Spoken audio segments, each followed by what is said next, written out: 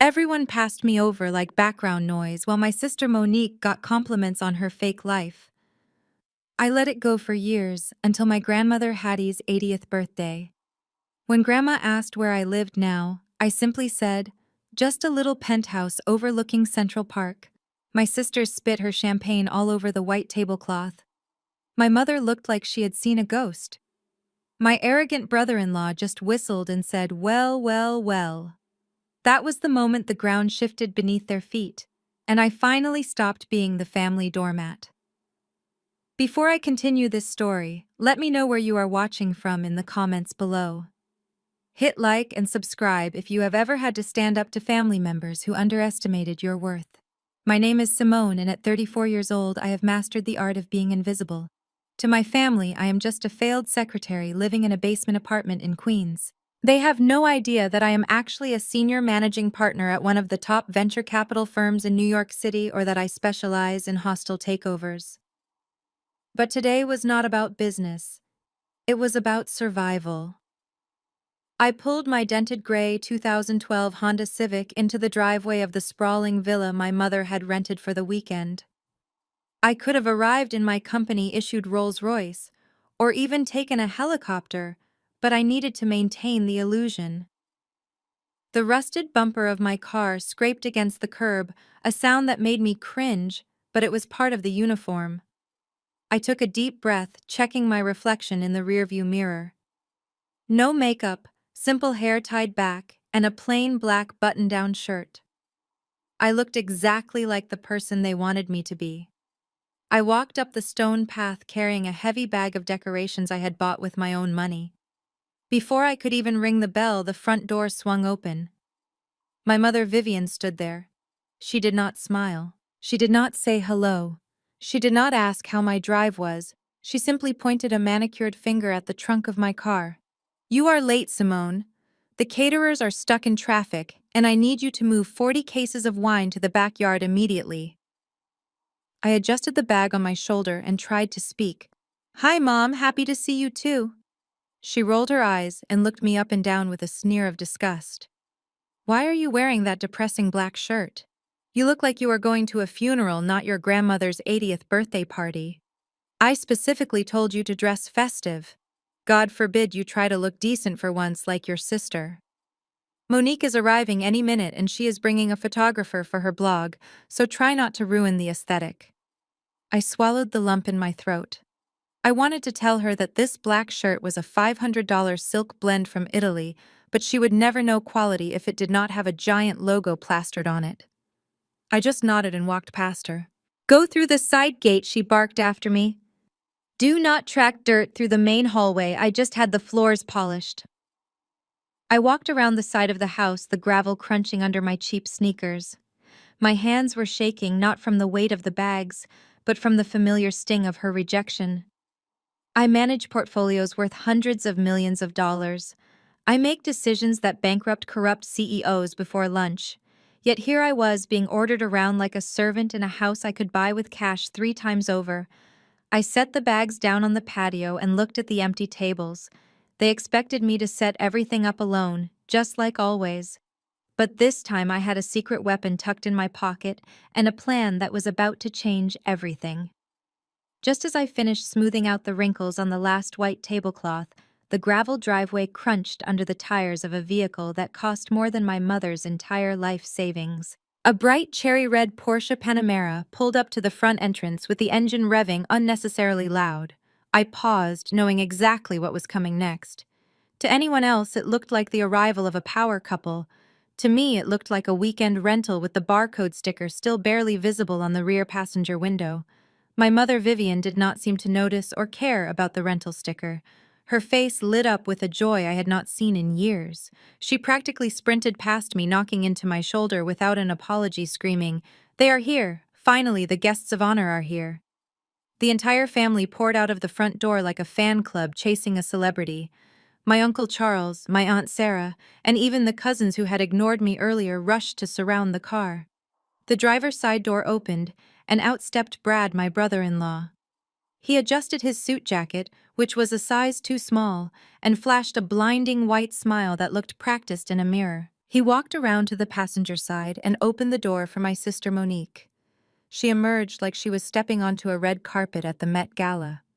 She wore a shimmering gold dress that caught the afternoon sun and oversized sunglasses that covered half her face, even though it was partly cloudy. "Oh, my beautiful baby girl. You look like a movie star," my mother gushed, pulling Monique into a suffocating hug.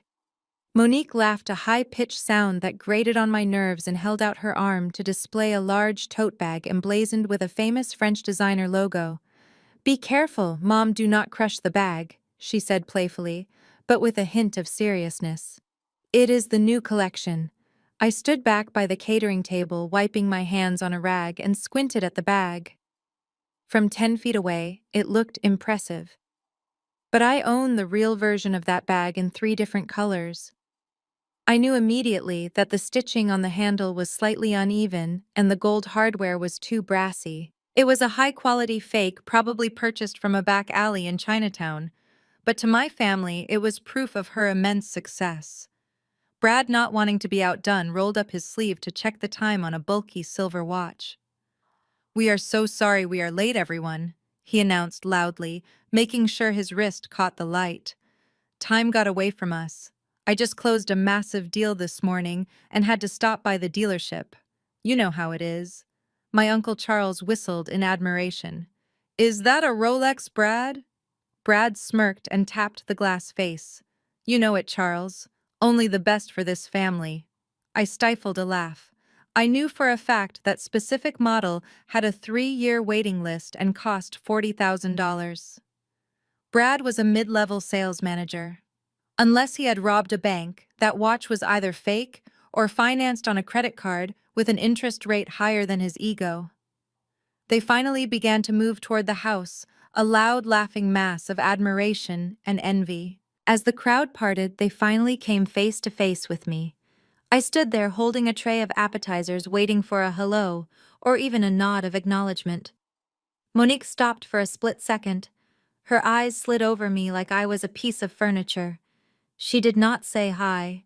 She did not ask how I was.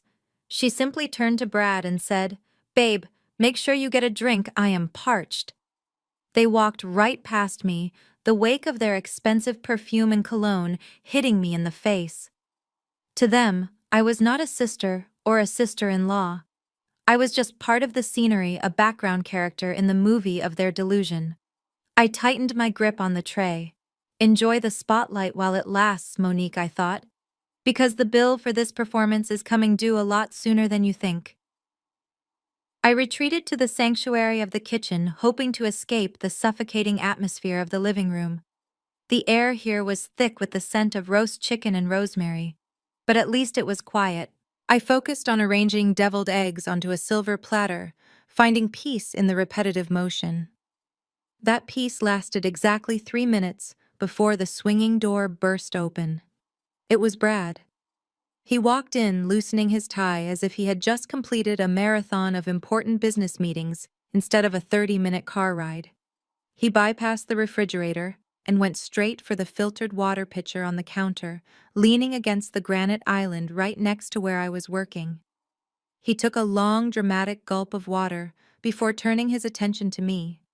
His eyes glazed over my face and landed on the tray in my hands. "Well, look who is hard at work," he said, his voice dripping with false friendliness. He reached out and plucked a deviled egg from the tray I had just perfected, popping it into his mouth without asking. He chewed loudly while inspecting the kitchen. "You know, Simone, seeing you here in the kitchen really takes me back. It suits you. Domestic work, I mean. It is honest work." I kept my eyes on the platter, trying to keep my hands steady. "Hello, Brad," I said, keeping my voice neutral. "I am just helping Grandma get things ready." He chuckled a low sound that vibrated with condescension. He took a step closer, invading my personal space, and clapped a heavy hand on my shoulder. He squeezed it slightly, a gesture that was meant to be comforting, but felt more like he was checking the quality of livestock. "Listen, I was talking to Monique on the drive over. We are really worried about you. I know you are still doing that little data entry thing at that temp agency. What is it, $12 an hour?" That barely covers a Metro card in this city. I stiffened, but did not pull away. Actually, I work in finance now, I said quietly. Brad laughed out loud, slapping the counter. Finance? Oh, Simone, data entry for a bank is not working in finance. But look, I am a generous guy. My company Alpha Tech is expanding rapidly. We are moving into a huge new office downtown, and we are looking to build out our facilities team. He leaned in closer, lowering his voice as if he were offering me a secret deal. We need sanitation engineers, janitorial staff. But it is high-end corporate cleaning. The pay is probably double what you are making now, and it comes with dental. You could finally afford to fix that chip in your front tooth. I instinctively ran my tongue over my teeth. There was no chip. He was just trying to make me feel small. I looked up at him, meeting his gaze. Alpha Tech. I repeated, testing the name on my tongue.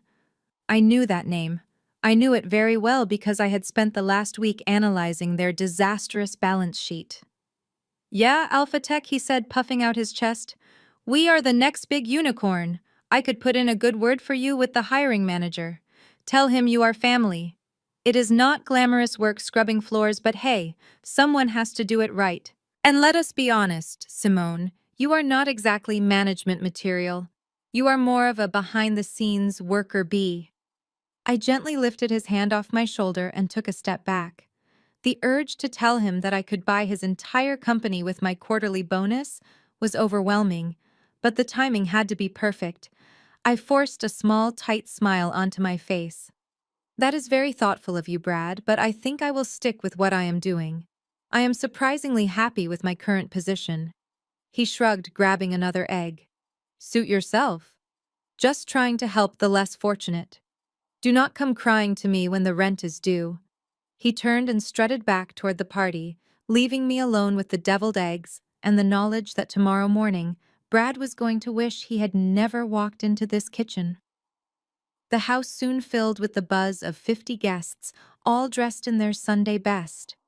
My mother had gone all out, hiring a jazz trio that played soft music in the corner of the patio. The backyard was transformed into a vision of white linen and gold centerpieces. It looked like a page out of a bridal magazine, but I knew my mother had maxed out 2 credit cards to pay for the florist. I stood by the sliding glass doors holding a pitcher of iced tea, waiting for instructions.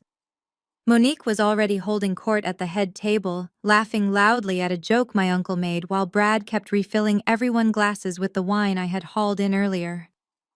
As dinner was about to be served, my mother clapped her hands to get everyone's attention. All right, everyone, please find your seats. We have assigned seating, so please check the place cards. The guests shuffled around, oohing and aahing over the arrangements. There was one long rectangular table set up under the pergola, shaded from the sun, and decorated with fresh orchids. It seated 20 people, including all the aunts, uncles, and important cousins. I watched as even my teenage nephew got a seat next to the birthday girl, Grandma Hattie. I scanned the main table looking for my name. It was not there. I looked at the smaller tables scattered on the grass. Not there either. My mother bustled over to me, a fake smile plastered on her face as she noticed me searching. Oh, Simone, sweetie, I did not forget you. She pointed a manicured finger toward a small folding card table set up near the back door, right next to the path leading to the outdoor portable toilets and the garbage cans. I put you over there, she said loud enough for the nearby guests to hear. It is just more practical. Since you are not really dressed for the pictures, and we need someone close to the kitchen to run back and forth for refills, it makes sense for you to sit there. Plus, you know how tight space is at the main table. We did not want to squeeze you in and make everyone uncomfortable. I looked at the wobbly table. It did not even have a tablecloth, just a paper napkin and plastic cutlery. It was the kids' table minus the kids. Essentially, it was the servants' quarters. A few of my cousins snickered behind their hands. Monique did not even look up from her phone. Okay, Mom, I said, my voice steady. Whatever works best for the party. I walked over to my exile, taking my seat on the cold metal folding chair. The smell of the nearby trash cans was faint, but noticeable. From my vantage point, I could see the entire party like a spectator watching a play. They feasted on catered salmon and ribeye steak, while I poured myself a glass of water. But while they were busy gossiping about who got fat and who got fired, I pulled out my phone.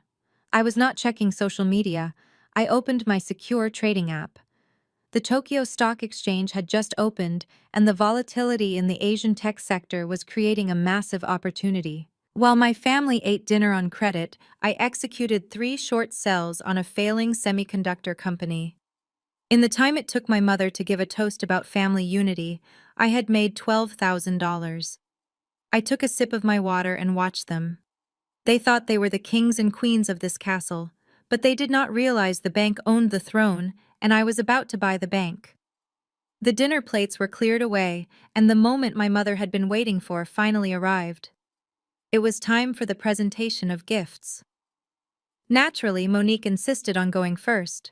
She stood up, clinking her fork against her champagne flute, until the entire garden fell silent. She smoothed out her dress and walked over to Grandma Hattie, holding a large gold envelope that looked like it cost more than my car. "Grandma Hattie, you have spent your whole life taking care of us," she announced, her voice trembling with practiced emotion. "Now it is time for us to take care of you." She handed over the envelope with a flourish. Grandma opened it and pulled out a glossy printed voucher. It was a certificate for a 7-day all-inclusive cruise to the Bahamas. The family erupted in applause. My Aunt Sarah wiped a tear from her eye. "Oh, Monique, you are so generous," she cried. Monique beamed, soaking up the adoration. "I just want the best for my Nana," she said, blowing a kiss. From my seat at the outcast table, I squinted at the voucher. I recognized the font. It was a promotional flyer from a travel agency, not a paid ticket. The fine print at the bottom clearly stated that a deposit was required to activate the booking. Monique had essentially gifted Grandma a bill, but no one else looked closely enough to notice. Then the room turned to me. My mother sighed loudly, as if my very existence was exhausting. "Simone, did you manage to bring a gift? Or did you just come for the free food?" I stood up and walked toward the head table. The silence was heavy and awkward. I did not have a gold envelope. I reached into my bag and pulled out a small, worn leather notebook. The cover was scratched and the edges were fraying. It was a journal that had belonged to my grandfather years ago, one that he used to write his business ideas in. I had spent months tracking it down from his old storage unit and restoring the binding. I placed it gently in Grandma's hands. "Happy birthday, Grandma!" Brad snorted from across the table. "Seriously, Simone. A used notebook. Did you find that in a dumpster on your way here?" Monique giggled, covering her mouth. "Oh, Simone, that is so quaint. Maybe Grandma can use it to write down her grocery list." The cousins laughed. My mother looked ready to drag me away by my ear. But Grandma Hattie did not laugh. She ran her hands over the cracked leather, her eyes softening. She remembered this book. She opened the cover slowly, expecting to see old blank pages. Instead, her eyes widened. Tucked securely inside the front pocket was a cashier's check. I had written it for $100,000, enough to pay off her mortgage and fund her retirement fully. Grandma froze. She looked at the number, then looked up at me. I saw the shock in her eyes, followed quickly by a spark of understanding. She looked at Monique, flashy, worthless piece of paper, then back at my gift. She quickly closed the book before anyone else could see the check and clutched it to her chest. "Thank you, Simone," she said, her voice thick with genuine emotion. "This is the most precious thing I have ever received." She winked at me, a tiny, almost imperceptible movement. My mother rolled her eyes, thinking Grandma was just being polite to the failure of the family. "Let us move on to the cake," she announced, clapping her hands. But as I walked back to my lonely table, I knew the game had changed. Grandma knew. And that was the first crack in their perfect little world. By the time the sun began to set behind the manicured hedges, the expensive wine had done its job. Brad was no longer just arrogant, he was sloppy. He had loosened his tie and was leaning back in his chair, holding a half-empty glass of Cabernet, like it was a royal scepter. The conversation had inevitably turned to business, which was Brad's favorite subject because it allowed him to use buzzwords he clearly did not understand. He was loudly recounting the details of his upcoming meeting with Horizon Ventures, ensuring everyone within a 3-mile radius knew he was a big shot. "It is all about the Series A round," he declared, slurring his words slightly. "Most people think you need a solid product first, or actual revenue, but that is old-school thinking. In today's market, it is about the narrative. You sell the dream, not the reality. The investors at Horizon are begging to give me $5 million because they buy into my energy." I sat at my folding table, picking at a dry piece of cake, listening to him butcher the fundamental principles of venture capital. I wanted to laugh out loud. Series A funding was absolutely about the product market fit and the metrics. If you walked into a pitch meeting selling just a dream without a viable path to profitability, you would be laughed out of the room. I knew this because I had personally rejected 3 companies last week for that exact reason. In fact, if he actually tried to pitch that nonsense to my partners tomorrow, he would not last 5 minutes. Brad swiveled in his chair and locked eyes with me. He evidently felt the need to educate the charity case of the family. "Simone, pay attention," he called out, pointing his wineglass at me, causing a few drops to spill onto the white linen. "You might learn something that could get you out of that basement apartment." My mother chuckled softly, sipping her coffee. "Listen to him, Simone. Brad knows how the world works." Brad grinned, empowered by the audience. "See the problem with people in your position. Simone is the scarcity mindset. You work for a paycheck.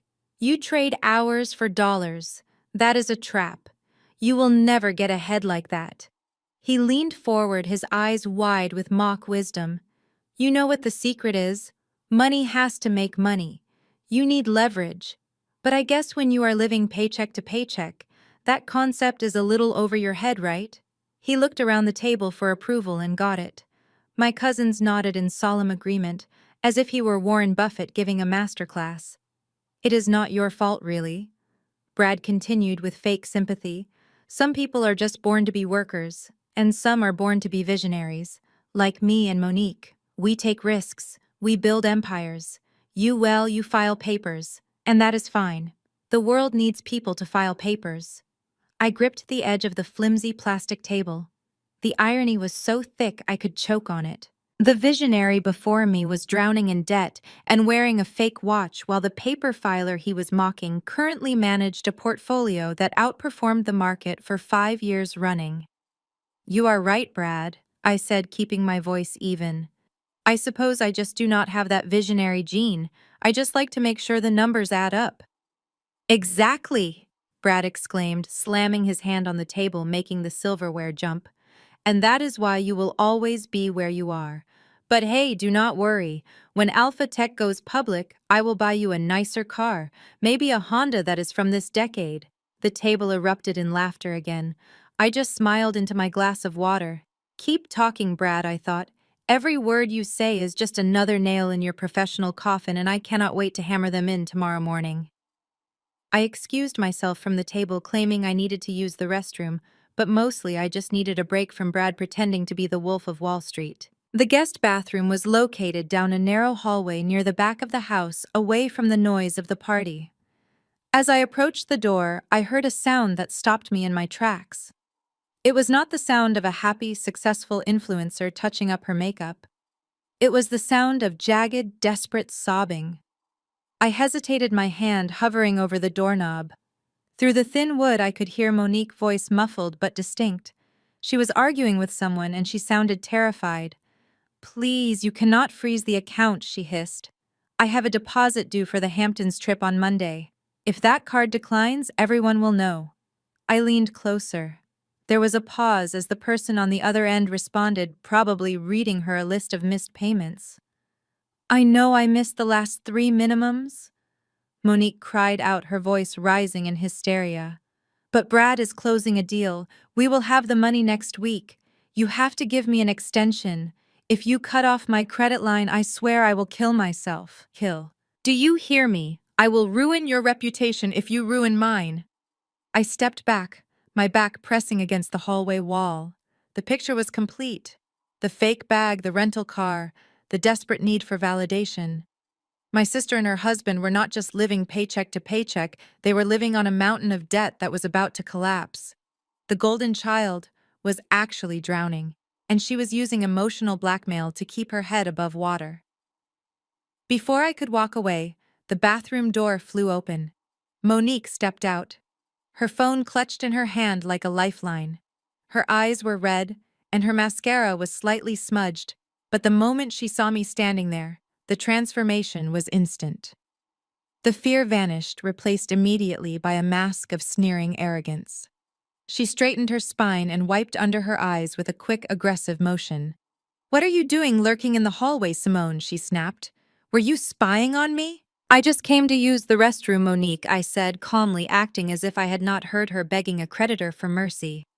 She scoffed, crossing her arms over her chest to hide the slight tremble in her hands. "Yeah, right. You are always hovering around hoping some of our success will rub off on you. Well, let me make one thing clear right now." She took a step toward me, her finger jabbing the air. "Do not even think about asking me for money. I know you saw Brad watch and you think we are made of cash, but my money is tied up in investments, high-level stuff you would not understand. So do not come to me with your sob stories about rent or car repairs." I looked at her, at the panic behind her eyes that she was trying so hard to hide with cruelty. I did not feel angry anymore. I felt pity. She was trapped in a prison of her own making, terrified that the world would find out she was a fraud. "I do not need your money, Monique," I said softly. "I really do not." She let out a harsh laugh, pushing past me back toward the party. "Good, because you are not getting a dime. Now fix your face before you come back out. You look depressing." I watched her go striding back to the applause and the champagne, knowing that inside she was screaming. She thought she had put me in my place, but she had just handed me the final piece of the puzzle I needed to dismantle their lies. I barely had time to process the encounter with Monique before my mother appeared at my elbow. She did not look at me with the disdain she usually reserved for my presence. Instead, she wore a frantic, tight-lipped smile that I recognized immediately. It was the smile she used when she wanted something impossible. "Simone, darling," she cooed, grabbing my arm with a grip that was more iron claw than maternal embrace. "Come with me for a moment. We need to have a little family chat in private." She dragged me away from the party lights and the jazz music, leading me around the corner of the house to the dark, secluded spot near the detached garage. The air here smelled of damp earth and gasoline. She checked over her shoulder to make sure no one was listening, then turned to me, grasping both of my hands in hers. Her palms were sweating. "Listen to me, Simone," she started, her voice dropping to a conspiratorial whisper. "Your sister is in a bit of a temporary jam, just a tiny cash flow issue. Nothing serious, of course. She is making millions, but you know how it is with high-level investments. All her capital is tied up in real estate and stocks right now." I stood there impassive, letting her spin her web. "And what does this have to do with me, Mom?" Vivian squeezed my hands tighter. "Well, she has a small payment due, $50,000. It is nothing really, just a formality to keep her accounts active while she waits for a wire transfer to clear. But the banks are being difficult with her because she already has so much outstanding credit for her business expansion." She paused, waiting for me to offer help. When I remained silent, she continued, her tone shifting from sweet to demanding. "So here is the plan. We need you to take out a personal loan, or maybe open a few credit cards, just to cover the $50,000. Monique will pay you back with interest next month, I promise." I stared at her in disbelief. "You want me to take on $50,000 of debt for Monique?" Vivian waved her hand dismissively. "Oh, do not look at me like that. It makes perfect sense. Think about it, Simone. You do not have a husband. You do not have children. You do not own a house or have any assets the bank can seize. If the worst happens and the credit score takes a hit, it does not really matter for you. You live in a rental. You drive a beat-up car. You have nothing to lose. But Monique, she has a reputation. She is a public figure. We cannot let her credit rating drop. It would ruin the family image. The cruelty of her logic was breathtaking. To her, I was not just the black sheep, I was the sacrificial lamb. My financial future was expendable because in her eyes I had no future worth protecting. She was willing to burn my credit to keep Monique warm. "Mom," I said slowly, letting the words hang in the humid air. "You are asking me to commit financial suicide so Monique can maintain her lifestyle." "It is not suicide," she snapped, dropping the act. "It is duty. You have lived off this family your whole life. We fed you, we clothed you. Now you have a chance to finally be useful. Do not be selfish, Simone. Sign the papers on Monday." She did not wait for an answer. She just smoothed her dress, turned on her heel, and walked back toward the music, leaving me standing in the dark, with the realization that my mother did not just favor my sister, she was actively willing to destroy me to save her. I looked my mother dead in the eye. The humidity of the evening felt suffocating, but my mind was crystal clear. For 34 years I had said yes. Yes, I will babysit. Yes, I will tutor Monique. Yes, I will step back so she can shine. But tonight, the word no tasted like freedom. "No, Mom." I said, my voice steady and low. "I will not do it." Vivian blinked, her mouth slightly open, as if I had just spoken in a foreign language. "Excuse me. I do not think I heard you correctly, Simone. I just explained that this is an emergency. Your sister's reputation is at stake." "I heard you perfectly, Mom," I replied, crossing my arms. "And my answer is still no. Monique is 32 years old. If she has overextended herself, that is her problem, not mine. Naming a debt after me does not make it disappear. It just transfers the burden, and I am done carrying burdens that do not belong to me." The transformation in my mother's face was instant and terrifying. The sweet conspiratorial smile vanished, replaced by a snarl of pure venom. She took a step closer, her finger jabbing into my chest. "You selfish little brat!" she hissed, her voice shaking with rage. "How dare you? After everything I have done for you, I fed you, I clothed you, I put a roof over your head. And this is how you repay me, by watching your sister drown when you could easily save her." "She is not drowning, Mom. She is living a lie," I countered calmly. "And you are enabling her." "Do not. You lecture me." Vivian shouted, her volume rising dangerously close to being heard by the party guests. "You are just jealous, aren't you? You have always been jealous of her. You cannot stand that Monique is beautiful and successful and loved by everyone while you are just a bitter, lonely nobody with a dead-end job. You want to see her fail because it makes you feel better about your own pathetic life." Her words were designed to hurt, to target the deepest insecurities of a daughter who just wanted to be loved. But they bounced off me. I knew who I was, I knew what I had built, and I knew that the woman standing in front of me was not protecting a daughter, she was protecting an investment. "Think whatever you want, Mom," I said, stepping back out of her reach.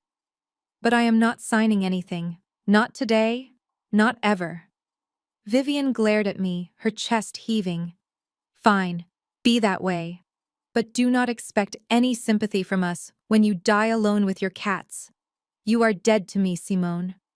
She smoothed her hair, fixed her smile, and turned back toward the light of the party, leaving me standing in the darkness. I watched her go, feeling a strange sense of lightness. She thought she had just cut me off, but in reality, she had just set me free.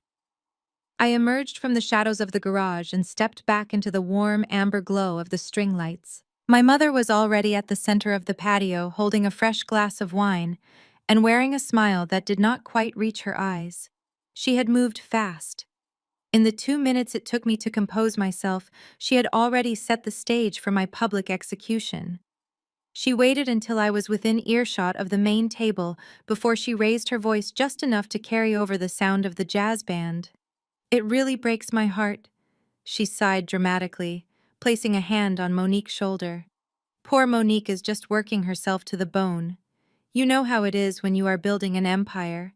You have millions in assets, but sometimes the cash flow just does not catch up fast enough. It is the burden of being a business tycoon." Monique looked down at her lap, playing the part of the weary martyr to perfection. "I just try my best, Mom," she whispered loud enough for the table to hear. Vivian shook her head, casting a disappointed glance in my direction. "It is just a shame that not everyone in this family understands that kind of pressure." She took a sip of wine and gestured toward me with the glass. "Take Simone, for example. She has her nice, safe little job. She makes her little hourly wage and she hoards it like a dragon. She has no idea what it takes to take risks. And when her own sister needs a tiny bit of temporary support, she turns her back." The conversation at the table stopped dead. Forks lowered to plates. All eyes turned to me. They did not see a sister who had just refused to be financially abused. They saw a stingy, ungrateful woman who refused to help the golden child. My Aunt Sarah shook her head, her pearl earrings trembling. "Oh, Simone, really? Family helps family. That is the rule." Uncle Charles chimed in, wiping steak sauce from his chin. "You know, Simone, money is no good if you do not use it to lift up your people. You should be proud to help Monique. She is the one putting our family name on the map. You are just living in the background." I walked past them, feeling their judgment like a physical weight. My mother had masterfully twisted the narrative. In her version, Monique was not broke, she was just illiquid due to massive success. And I was not prudent, I was selfish. I saw Brad smirk at me from across the table, raising his glass in a mock toast. He knew exactly what was happening. They were shaming me into submission, hoping the social pressure would force me to open my wallet. I reached my exile table near the trash cans and sat down. I did not defend myself. I did not scream that Monique was drowning in credit card debt or that Brad was a fraud. I simply picked up my plastic fork and took a bite of the cold salmon. Let them talk, I thought. Let them paint me as the villain. It will make the moment I buy the canvas they are painting on so much sweeter. I checked my phone one last time. The transfer for the acquisition of the house mortgage had just cleared. They were judging the landlord while eating at her table and they did not even know it. To dispel the awkward tension that had settled over the patio, Brad decided it was time to change the narrative. He knew that the whispers about Monique credit card debt were dangerous, so he did what he always did. He doubled down on a lie. He stood up, refilling his wine glass to the brim, and cleared his throat, demanding the attention of the entire table. "You know, everyone is so focused on the small bumps in the road," he announced, his voice booming with false confidence. "But they fail to see the highway to success that we are speeding down. Monique and I are not worried about petty cash flow because tomorrow morning everything changes." My mother perked up, sensing a lifeline. "What do you mean, Brad? Tell us the good news." Brad grinned, leaning back and unbuttoning his suit jacket. "Well, I was not going to say anything until the ink was dry. But since we are all family here, I might as well share. As well, Alpha Tech is about to secure a massive infusion of capital. I have a meeting tomorrow morning at 9 sharp with the top brass at Horizon Ventures." I froze. My fork hovered halfway to my mouth. Horizon Ventures was not just a random investment firm. It was my firm. It was the company I had built from the ground up, the company where I held the title of senior managing partner. I knew every deal that came through our doors, and I knew every pitch scheduled for the week. Brad continued, unaware that the shark he was trying to swim with was sitting 10 feet away, eating potato salad. "We are talking about a Series A round of $5 million. They read my prospectus and frankly they were blown away. The senior partner personally requested the meeting. Said my vision was exactly what the market needs right now." I slowly lowered my fork to the plate. I did not remember requesting a meeting with a Brad Miller. I pulled up my mental calendar. I did have a pitch meeting scheduled for 9 in the morning, but my assistant had listed it under the company name AT Solutions. It was a low-priority screening meeting usually handled by junior associates, but I had decided to take it personally because the financial discrepancies in their application were so flagrant, I wanted to reject them to their face. I had no idea until this exact second that AT Solutions stood for Alpha Tech. The family erupted in cheers. $5 million, my Uncle Charles shouted, raising his beer. That is the big leagues, son. Monique looked relieved, her earlier panic replaced by smug satisfaction. See, Mom, I told you. We are going to be richer than you can imagine. And to think some people were worried about a little credit card bill. I watched them celebrate a victory that did not exist. Brad was lying through his teeth. No one had told him they were blown away. We had flagged his company for a forensic audit because his projected revenue numbers looked mathematically impossible. He was walking into an interrogation, not a coronation. I took a sip of water to hide the small, dangerous smile playing on my lips. Horizon Ventures is a very prestigious firm, Brad. I said, my voice cutting through the applause. They are known for doing extremely thorough due diligence. Are you sure your books are ready for that level of scrutiny? Brad laughed, waving his hand dismissively. Please, Simone, stick to data entry. The partners at Horizon are big picture thinkers like me. They do not obsess over every little receipt. We are going to bond over vision, not spreadsheets. Tomorrow I walk in there as a supplicant, and I walk out as a multimillionaire. I nodded slowly. You are right, Brad. Tomorrow is going to be a day you never forget. I promise you that. The celebration at the table continued, but the atmosphere had shifted for me. While my family saw a conquering hero in Brad, I saw a man walking blindfolded off a cliff. I watched him basking in the adoration of my mother and cousins, his face flushed with wine and victory. He was so confident, so utterly convinced of his own genius, that he had missed the most obvious red flag in the world.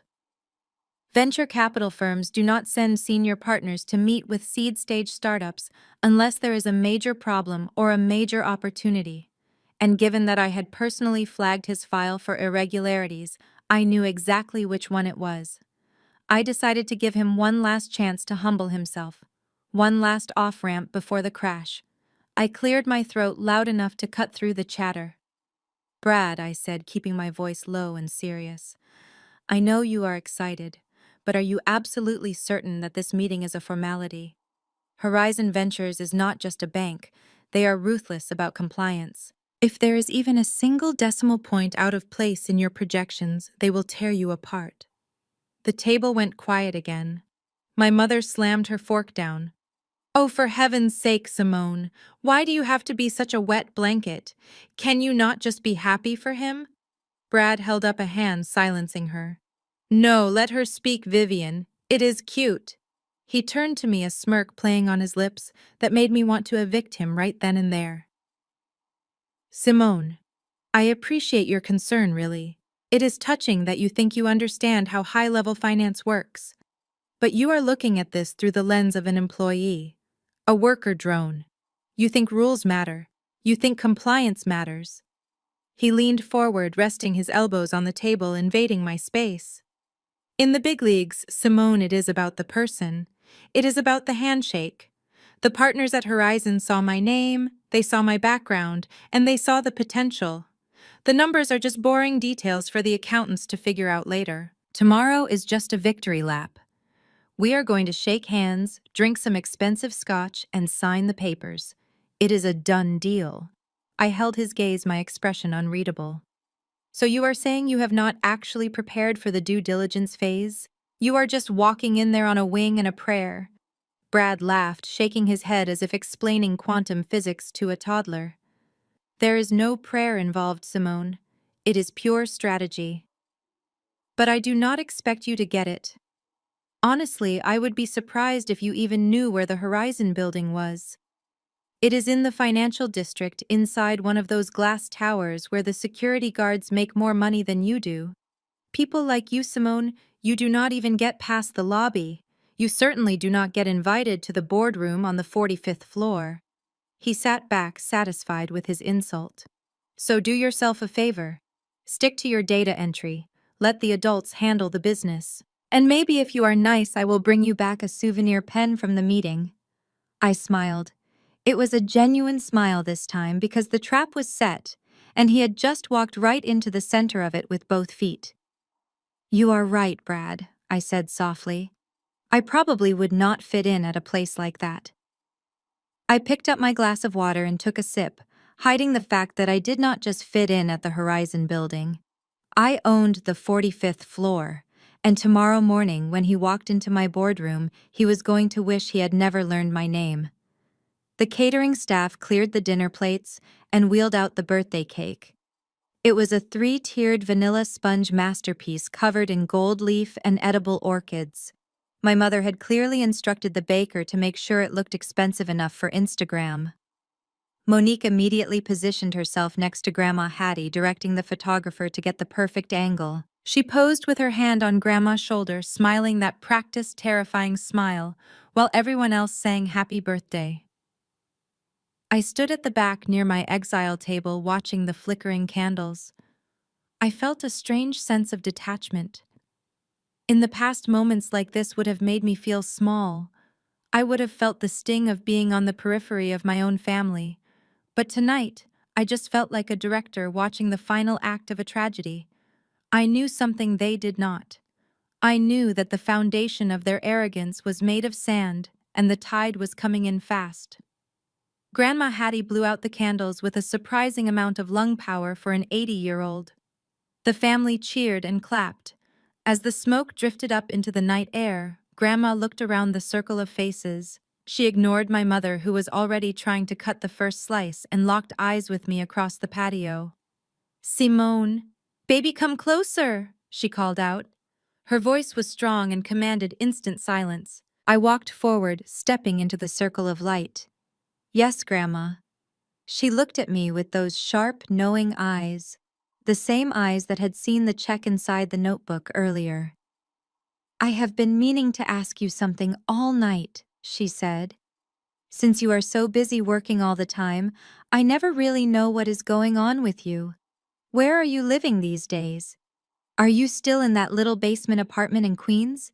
You know, the one where the radiator clanks all night and the ceiling leaks when it rains?"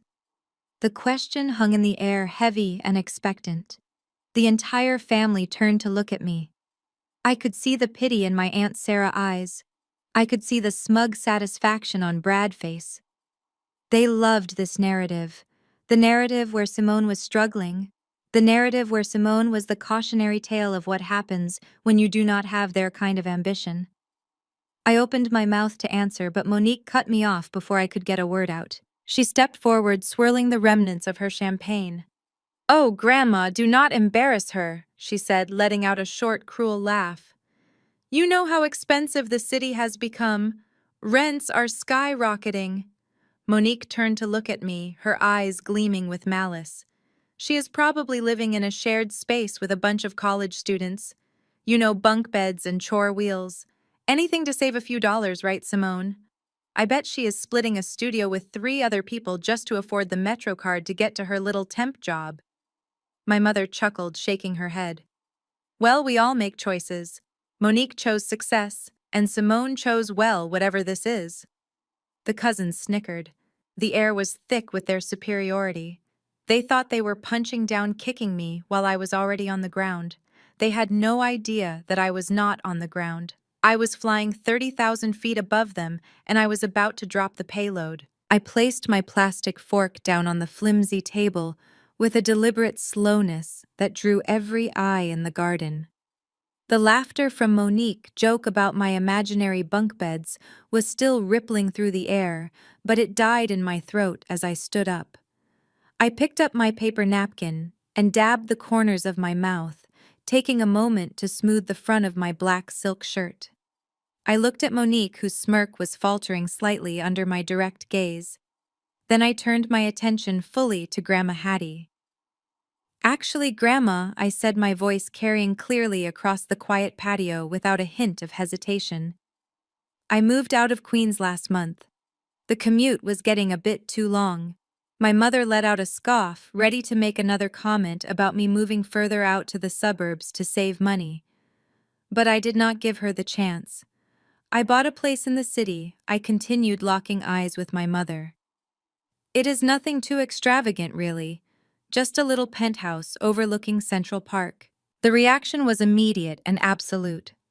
The silence that descended on the backyard was so heavy it felt physical. The ambient noise of the party, The clinking of glasses, the murmurs of conversation, and even the jazz band seemed to vanish into a vacuum.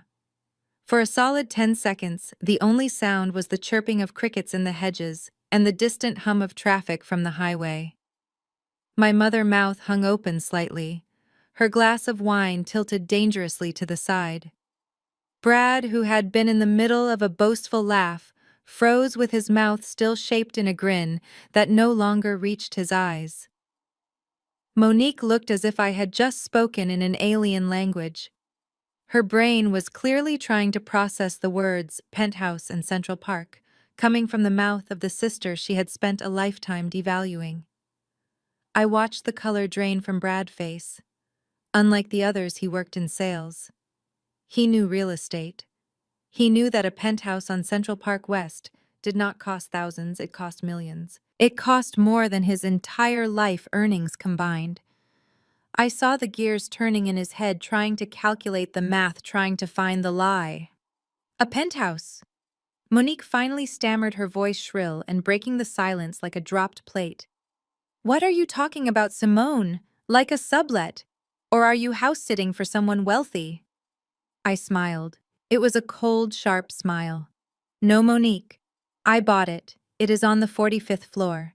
The sunset over the reservoir is actually quite similar to the view from here minus the mosquitoes. I did not elaborate. I did not explain how I afforded it. I did not mention the bonuses or the dividends. I just let the statement hang there, a massive, undeniable fact that shattered their reality. I saw Grandma Hattie cover her mouth to hide a grin, her eyes dancing with delight. She knew. She was the only one who realized that the game was over. The rest of them were just standing in the wreckage of their assumptions, wondering when the ceiling had collapsed on their heads.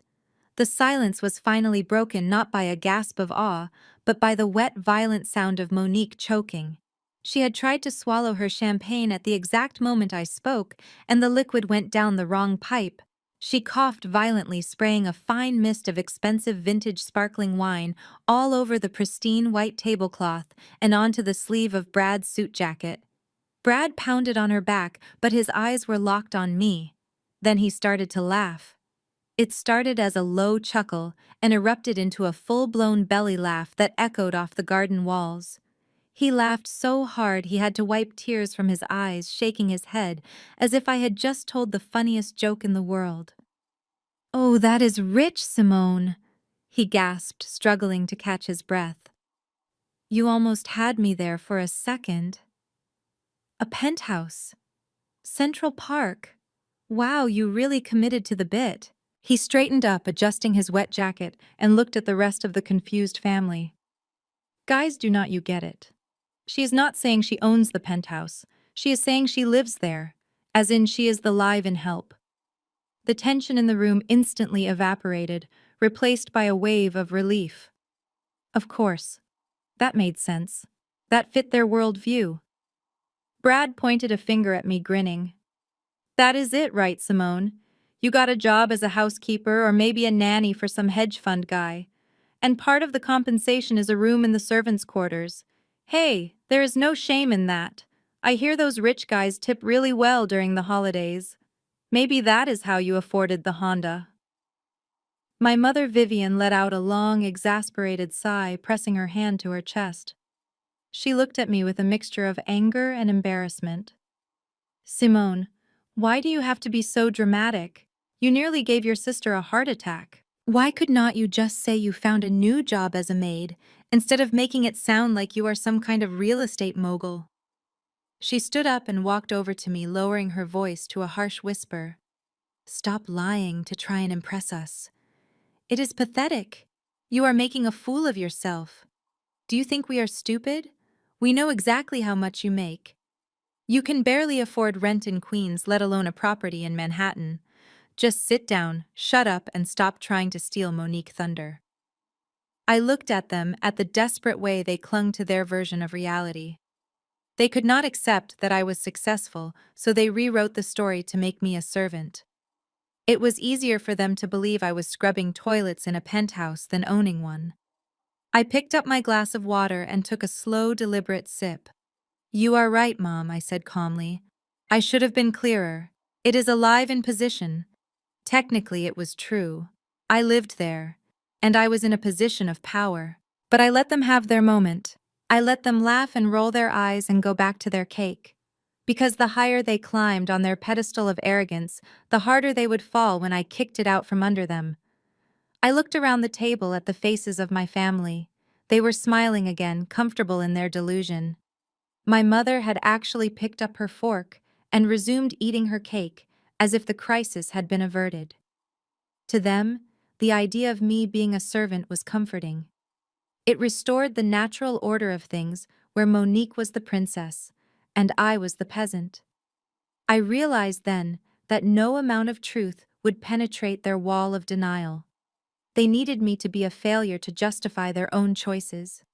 I shrugged my shoulders, a simple motion that conveyed everything and nothing. You can believe whatever you want, I said quietly. It really makes no difference to me. I picked up my purse from the ground, slinging the strap over my shoulder. I turned to Grandma Hattie and squeezed her hand one last time, letting my fingers linger on the cool leather of the notebook I had given her. Happy birthday, Grandma. Enjoy your evening. I will call you tomorrow. Then I addressed the table at large, keeping my expression blank. I am afraid I have to head back to the city now. I have a very early start tomorrow morning. I have a board meeting at 9:00 sharp and I cannot be late. Brad practically choked on his laughter again. He leaned back in his chair, unbuttoning the top button of his shirt, looking at me with glazed, amused eyes. He swirled the wine in his glass, staring at me like I was a toddler playing dress-up. A meeting, he repeated loud enough for the neighbors to hear. What kind of meeting are we talking about here, Simone? Is it the neighborhood watch? Or maybe the tenants association is meeting to discuss who takes out the recycling bins? Monique giggled, covering her mouth with her napkin. Oh, stop it, Brad. Maybe she is meeting with the other maids to organize a union. You know, demand better cleaning supplies. My mother sighed, waving a hand at me without looking up. Just go, Simone. Do not make a scene. And try not to wake up your employers when you get back to the penthouse. Rich people hate it when the help is noisy. I stood there for one final second, burning the image of their faces into my mind. The smugness, the cruelty, the absolute certainty that they were better than me. I looked directly at Brad. I looked at the wine stain on his jacket and the fake watch on his wrist. It is a very important meeting, actually. I said, my voice cool and even. It is about the future of a company that is currently on the brink of disaster. I think you would find it fascinating. Brad waved me off, his eyes already drifting back to the bottle of wine. Yeah, sure. Go save the world, Simone. Just do not miss your bus. I turned and walked away. My heels clicked on the pavement, a steady rhythm of approaching justice. They thought I was walking away in defeat. They had no idea I was walking toward the button that would detonate their entire world. Goodbye, Brad, I whispered to myself as I reached the side gate. Don't be late tomorrow. I hate waiting. I reached the edge of the patio where the stone path met the driveway and paused. Behind me, the laughter was dying down, replaced by the clinking of silverware as my family returned to their meal. They had dismissed me. I was gone from their minds, relegated back to the status of a nuisance. But I had one final card to play before I disappeared into the night.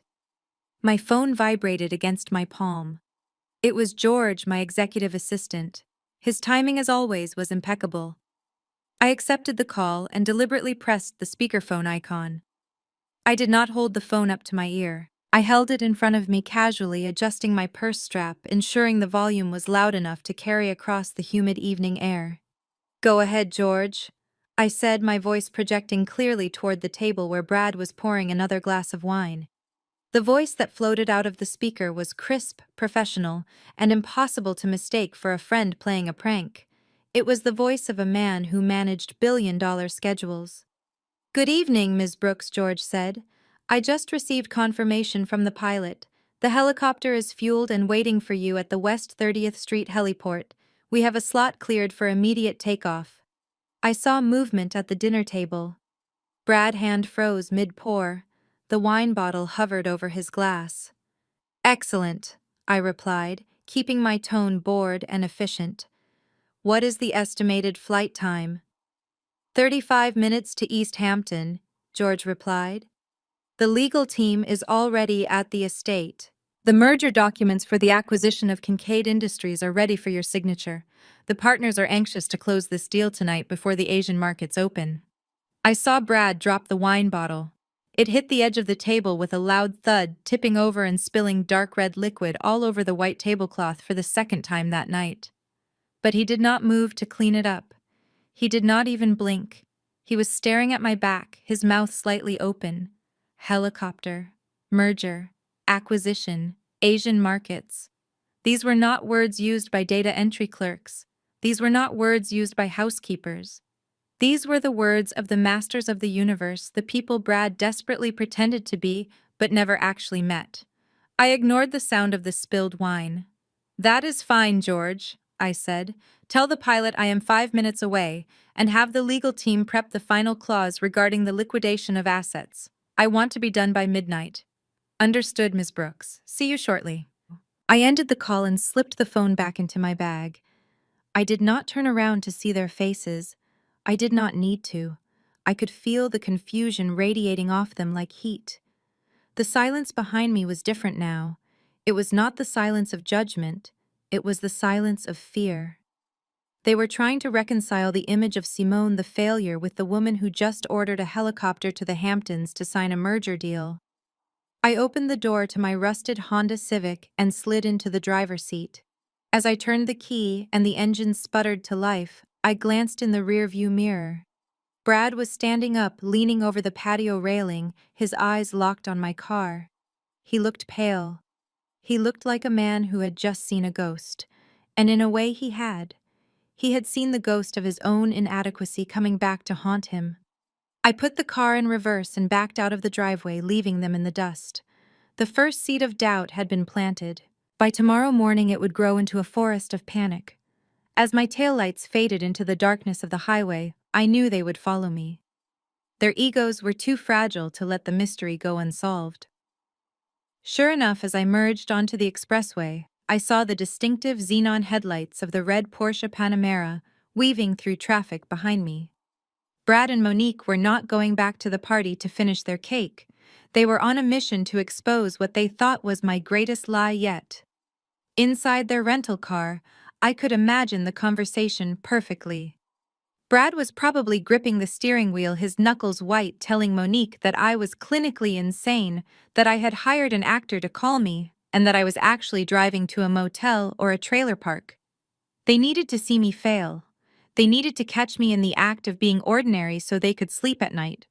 I kept my speed steady, driving exactly at the limit. I led them out of the suburbs and across the bridge, the skyline of Manhattan, rising up like a wall of diamonds against the night sky. I did not head toward Queens. I did not head toward the gritty industrial parks or the crowded walk-ups. I drove straight into the heart of the beast. I turned onto 57th Street, also known as Billionaire's Row. This was a street where a parking spot cost more than most American homes and where the air itself seemed to smell of old money and power.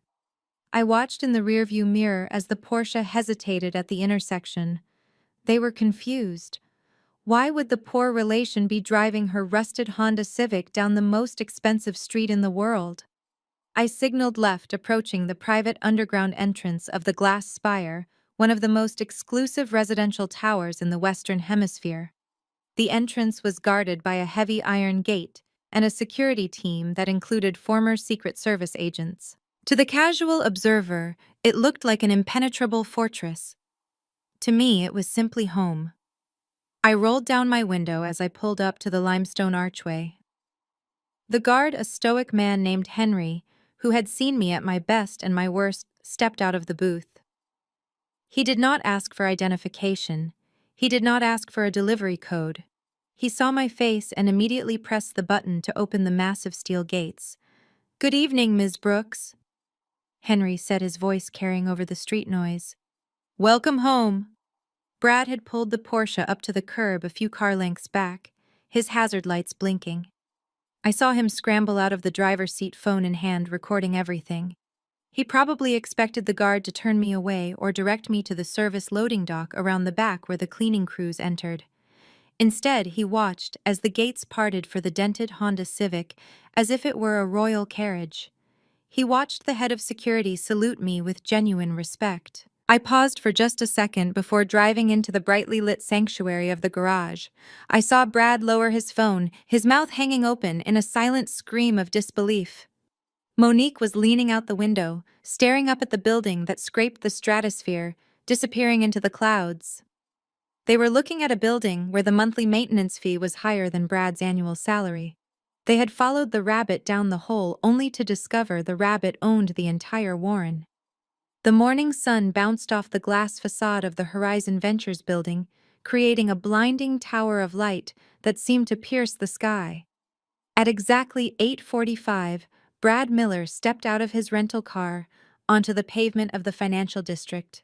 He looked like a man ready to conquer the world, or at least a man desperately trying to convince everyone he could. He was wearing his best navy blue suit, which was slightly too shiny under the morning light, and he had applied enough cologne to suffocate a small elevator. He adjusted his tie, checked his reflection in the building's glass doors, and marched inside with the swagger of a CEO in waiting.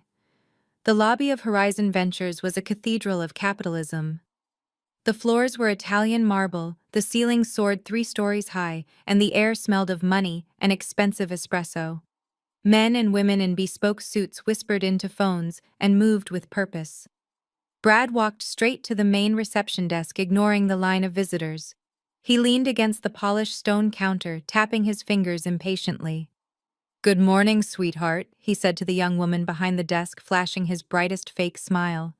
"Brad Miller here for a 9 o'clock with the senior partners. You can ring them up and let them know the talent has arrived." The receptionist did not look up immediately. She finished typing an email, her face illuminated by the soft glow of her monitors. She was dressed in a sharp blazer that probably cost more than Brad's entire outfit. She slowly raised her eyes.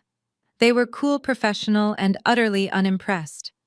"Name?" she asked flatly. Brad blinkered, his smile faltering slightly. "Brad Miller, CEO of Alpha Tech. I have a meeting regarding a Series A capital injection. It is the biggest meeting on your schedule today." The receptionist typed his name into her system with agonizing slowness. She scrolled down, then clicked a mouse button. "Ah, yes. Mr. Miller." She picked up a phone and spoke quietly into the receiver. "He is here."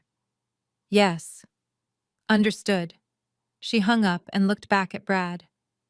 "Mr. Miller, your meeting has been pushed back by 15 minutes. The senior managing partner is currently wrapping up an international call. You will have to wait in the holding area." Brad's jaw tightened. "Pushed back." "Listen, honey, I do not think you understand.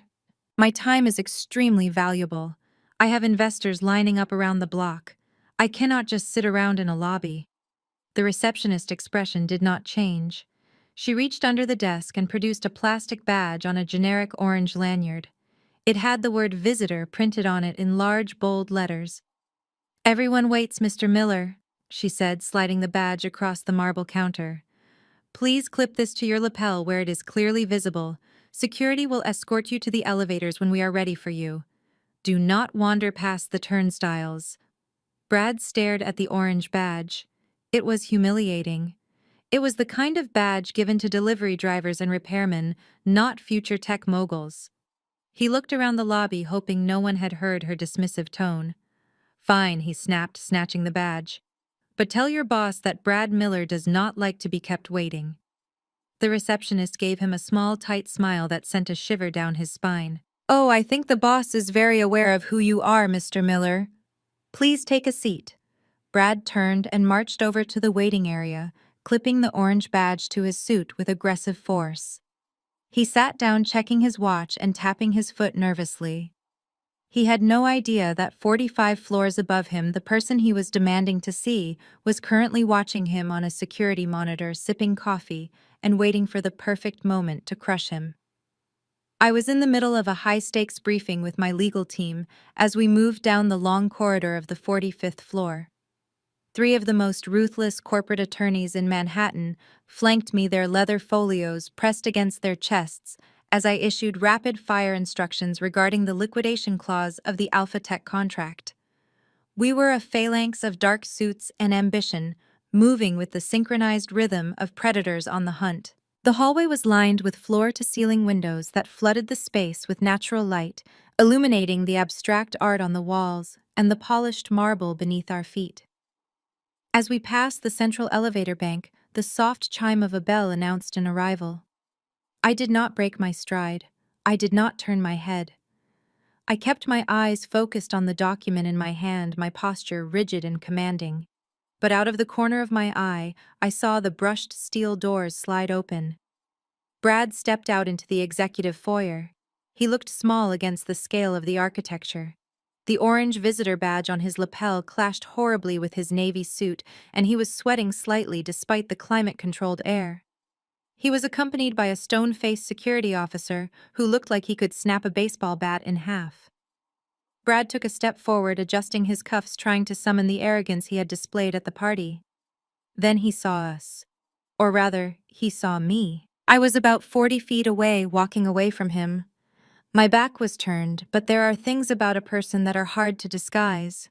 My height, the way I carry my shoulders, the specific texture of my hair, which I wore in the same style as the night before. Brad stopped dead in his tracks, causing the security guard to almost bump into him. He squinted, his eyes narrowing as he tried to process the visual information. For a fleeting second, the truth tried to push through his wall of denial. He recognized me. I could see it in the way his head tilted to the side. But his brain simply refused to accept the data. It was a cognitive glitch. In Brad world, Simone was a loser, a nobody, a charity case. Therefore, the woman commanding a team of high-priced lawyers could not be Simone. It was a logical impossibility. I heard his voice echo slightly in the quiet hallway. He was muttering to himself, but in his nervousness, his volume control was off. "That is weird," he said, scratching his chin. "That woman looks exactly like my sister-in-law." He paused, watching me turn the corner toward the boardroom. Then he let out a short, dismissive laugh. "Nah, could not be. Must be one of the cleaning staff." He turned to the security guard, a smirk returning to his face. "You guys treat your janitors pretty well here, huh? Letting them wear suits? I guess that is where all the investor money goes. Or maybe she is the lady who waters the plants." The security guard did not even blink. He simply gestured with a gloved hand toward the waiting room. "This way, Mr. Miller. You can have a seat until you are called." Brad shook his head, dismissing the image of me from his mind. He was so confident in his superiority that he rationalized seeing me in a power suit as seeing a janitor in a uniform. He walked toward the holding pen, convinced he was the most powerful person on the floor, completely unaware that the janitor he had just insulted was about to become his executioner. The holding area was uncomfortable, not because of the furniture, which was Italian leather and cost more than a mid-sized sedan, but because of the silence. Brad sat alone, tapping his foot against the carpet, his eyes darting around the room. He checked his reflection in the darkened window of the conference room, smoothing back his hair for the 10th time. He pulled out his index cards, muttering his opening hook under his breath. "Alpha Tech is not just a company, it is a movement." No, that sounds too cheesy. Alpha Tech is the future of integrated logistics. Yes, that is it. Strong, professional. He took a deep breath, adjusting his tie, trying to quell the rising nausea in his stomach. He had bet everything on this meeting. His reputation, his finances, and his ego were all sitting on the table. Finally, the heavy oak door swung open. A young assistant with terrified eyes stepped out. "Mr. Miller?" she said, her voice barely a whisper. "The partners are ready for you now." Brad stood up, buttoning his jacket. "It is showtime," he whispered to himself. He marched past the assistant and into the boardroom. It was a cavernous space dominated by a 20-foot table made of reclaimed walnut. The view behind it was breathtaking, a panoramic sweep of the Manhattan skyline that made the cars below look like ants. But Brad did not look at the view. He looked at the empty chairs. The room was silent. There was no team of investors waiting with open arms, just a single empty chair at the head of the table. He hesitated, standing awkwardly near the door. "Hello," he called out, his voice cracking slightly. Suddenly, a side door opened. It wasn't the assistant this time. It was a woman. She walked in with a stride that consumed the oxygen in the room.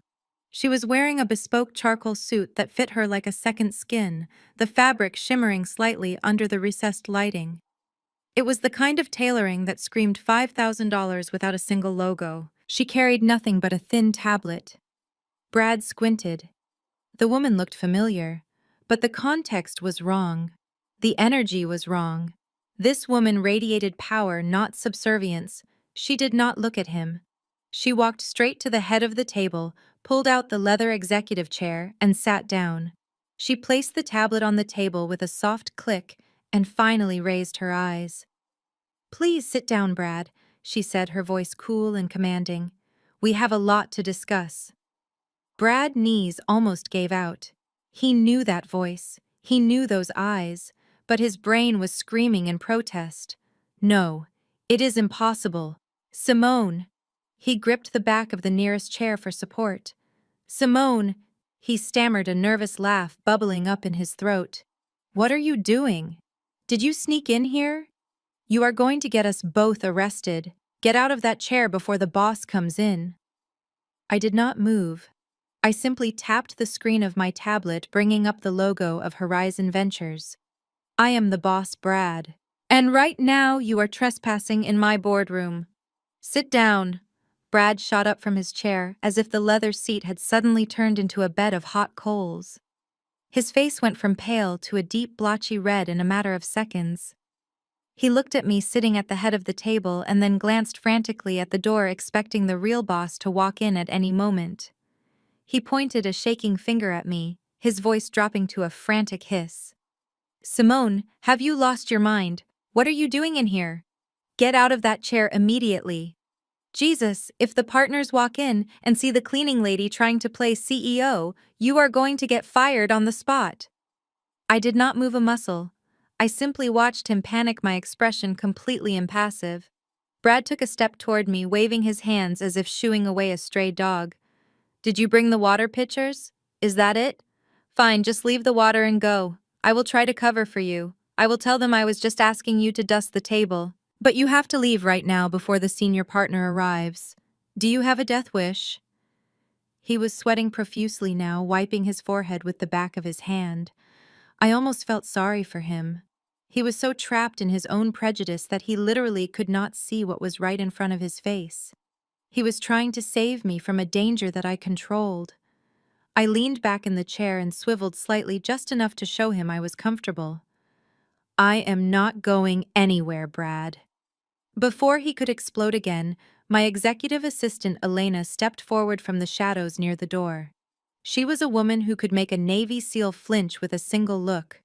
She walked up to the table and placed a heavy stack of files directly in front of me. Then she turned her cold steel gaze onto Brad.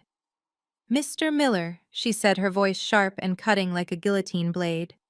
"You will sit down immediately." Brad blinked, looking at her in confusion. "Excuse me. I am just trying to get your staff to leave so we can start the meeting." Elena did not blink. "Mr. Miller? You are confused. The woman sitting at the head of this table is not staff. This is Ms. Simone Brooks.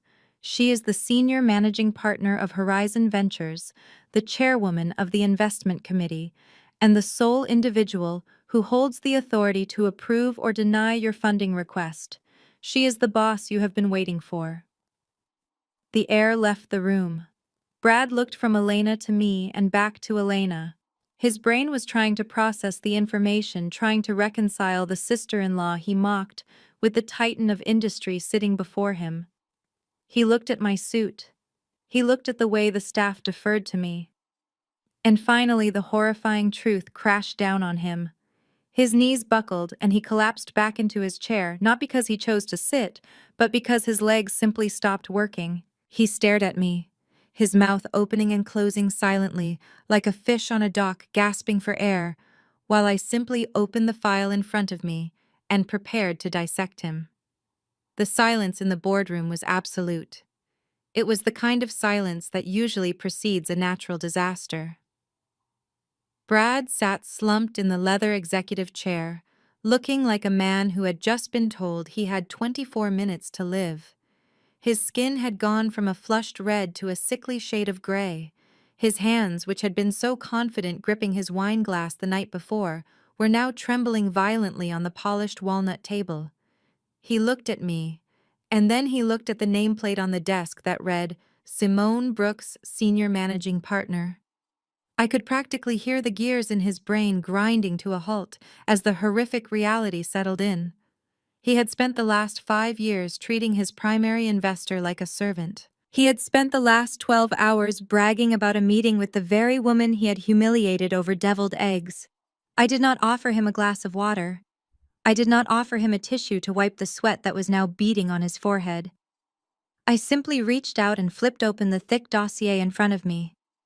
The sound of the heavy paper turning was sharp and loud in the quiet room. I ran my finger down the first page, scanning the numbers I had already memorized. "All right, Brad," I said, my voice calm and professional, devoid of any familial warmth. "Let us proceed.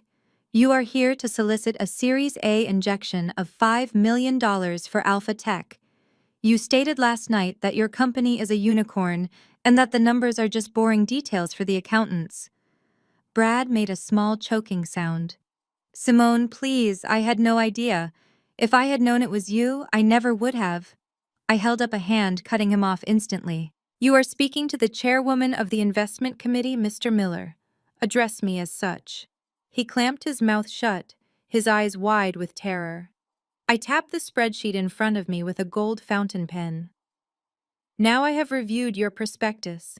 You claim to have a revolutionary logistics model.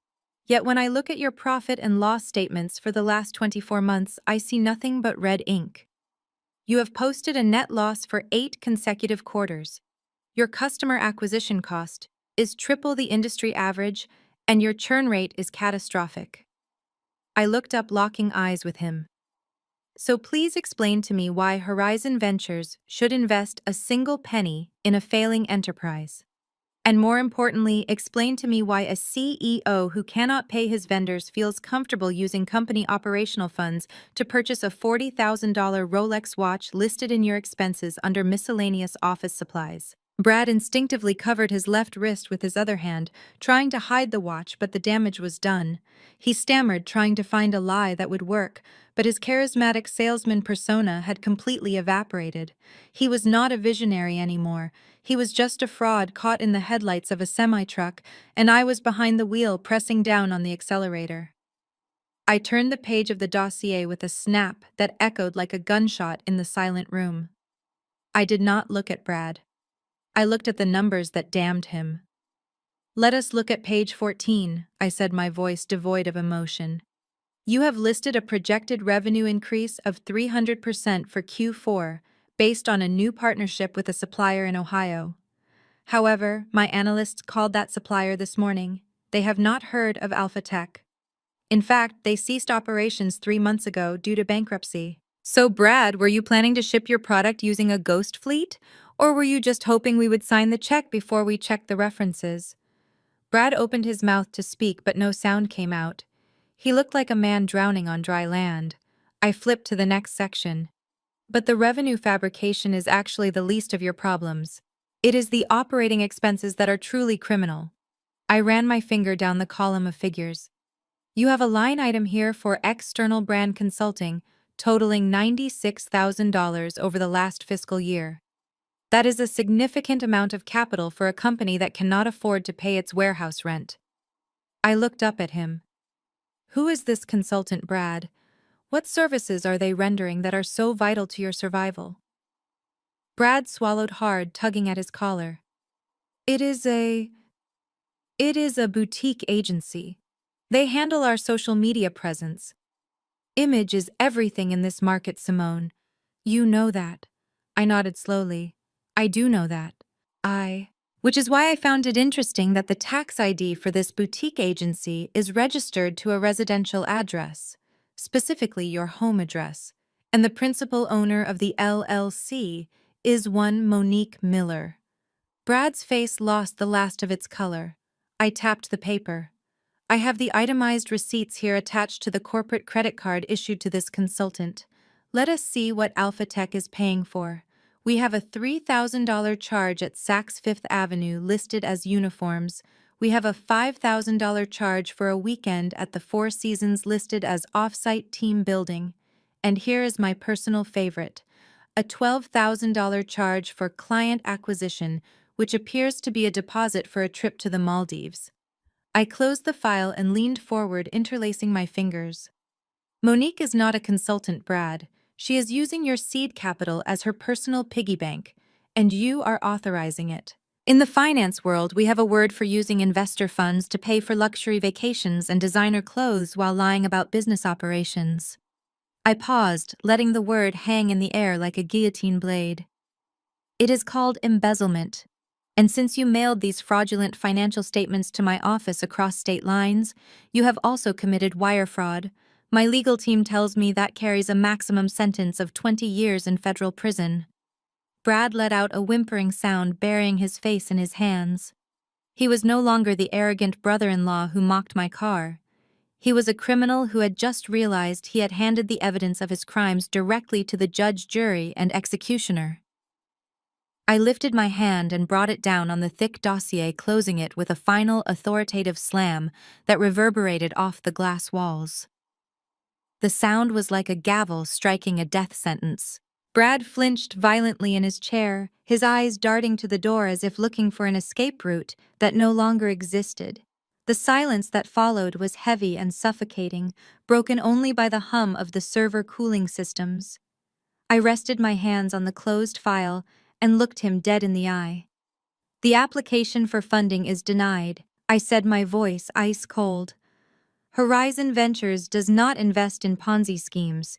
We do not invest in fraud, and we certainly do not invest in CEOs who treat their company accounts like a personal ATM for their spouses.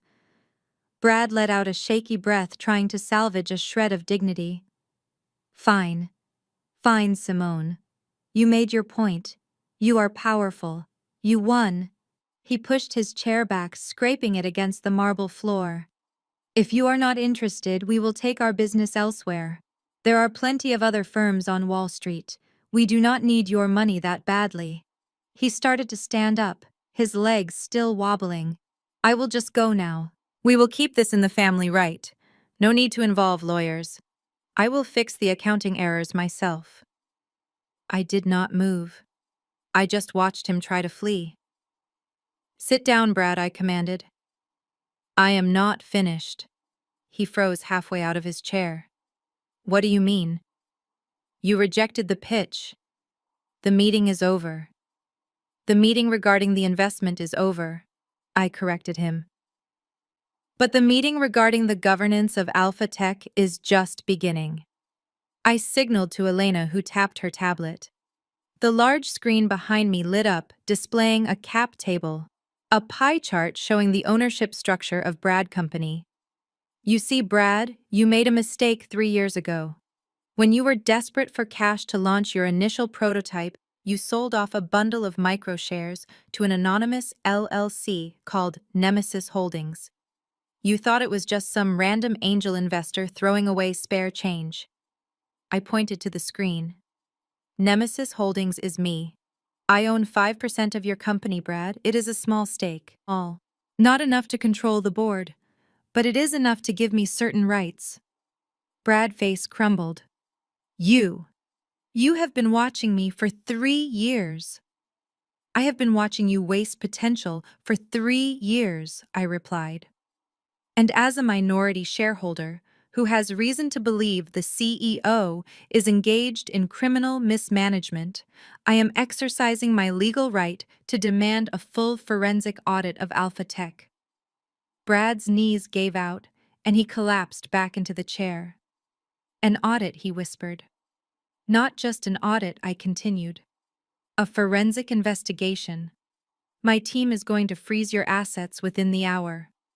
We are going to trace every single dollar you spent on Monique bags every cent you wasted on luxury cars, and every fraudulent invoice you generated.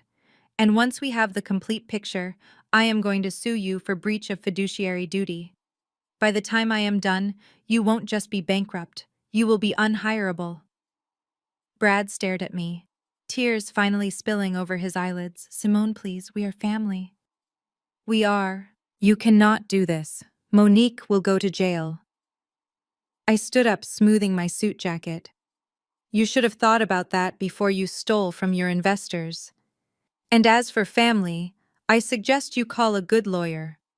Because in this boardroom, you are not my brother-in-law. You are just a liability I am about to liquidate.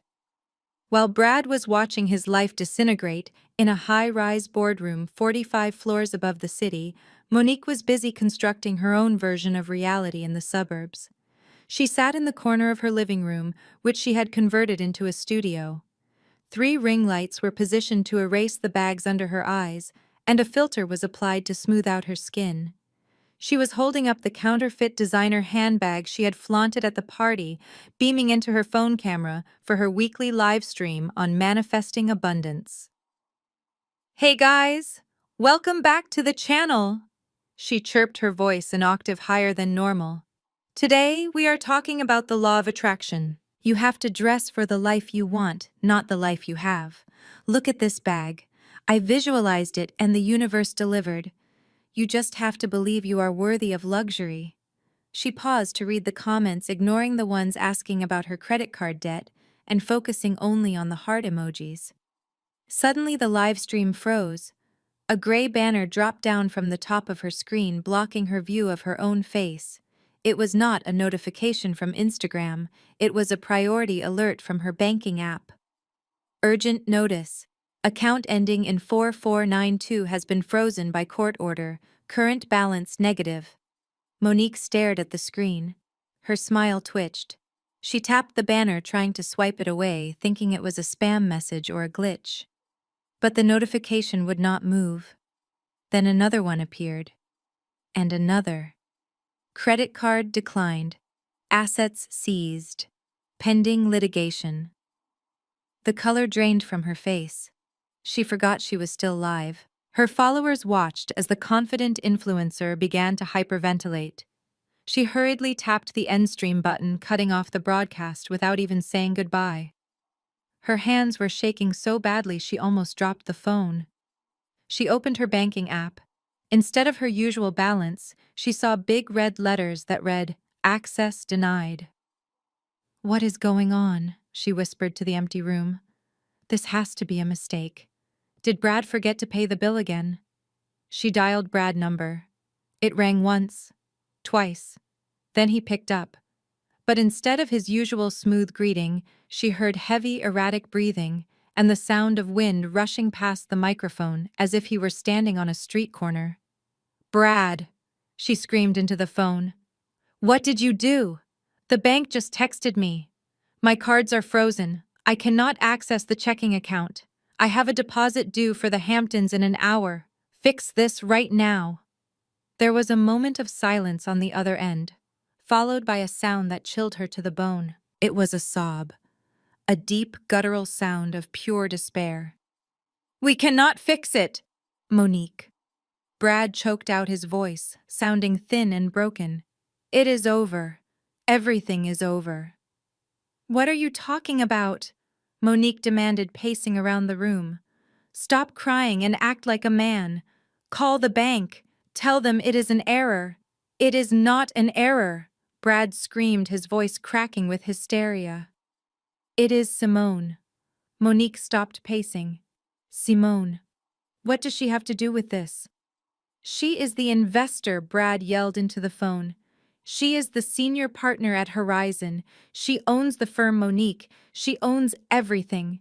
She knows about the fake consulting fees. She knows about the Maldives trip. She has a forensic team tearing apart our life right now." Monique fell onto the couch, the phone slipping slightly from her ear. "That is impossible," she whispered. "Simone is a secretary. She is a shark," Brad cried. "And she just ate us alive.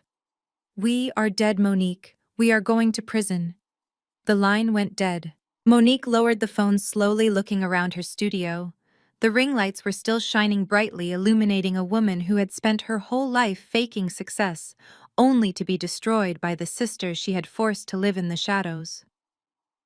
The living room of my mother's house, which had been the site of a celebratory party less than 24 hours ago, was now a bunker of despair.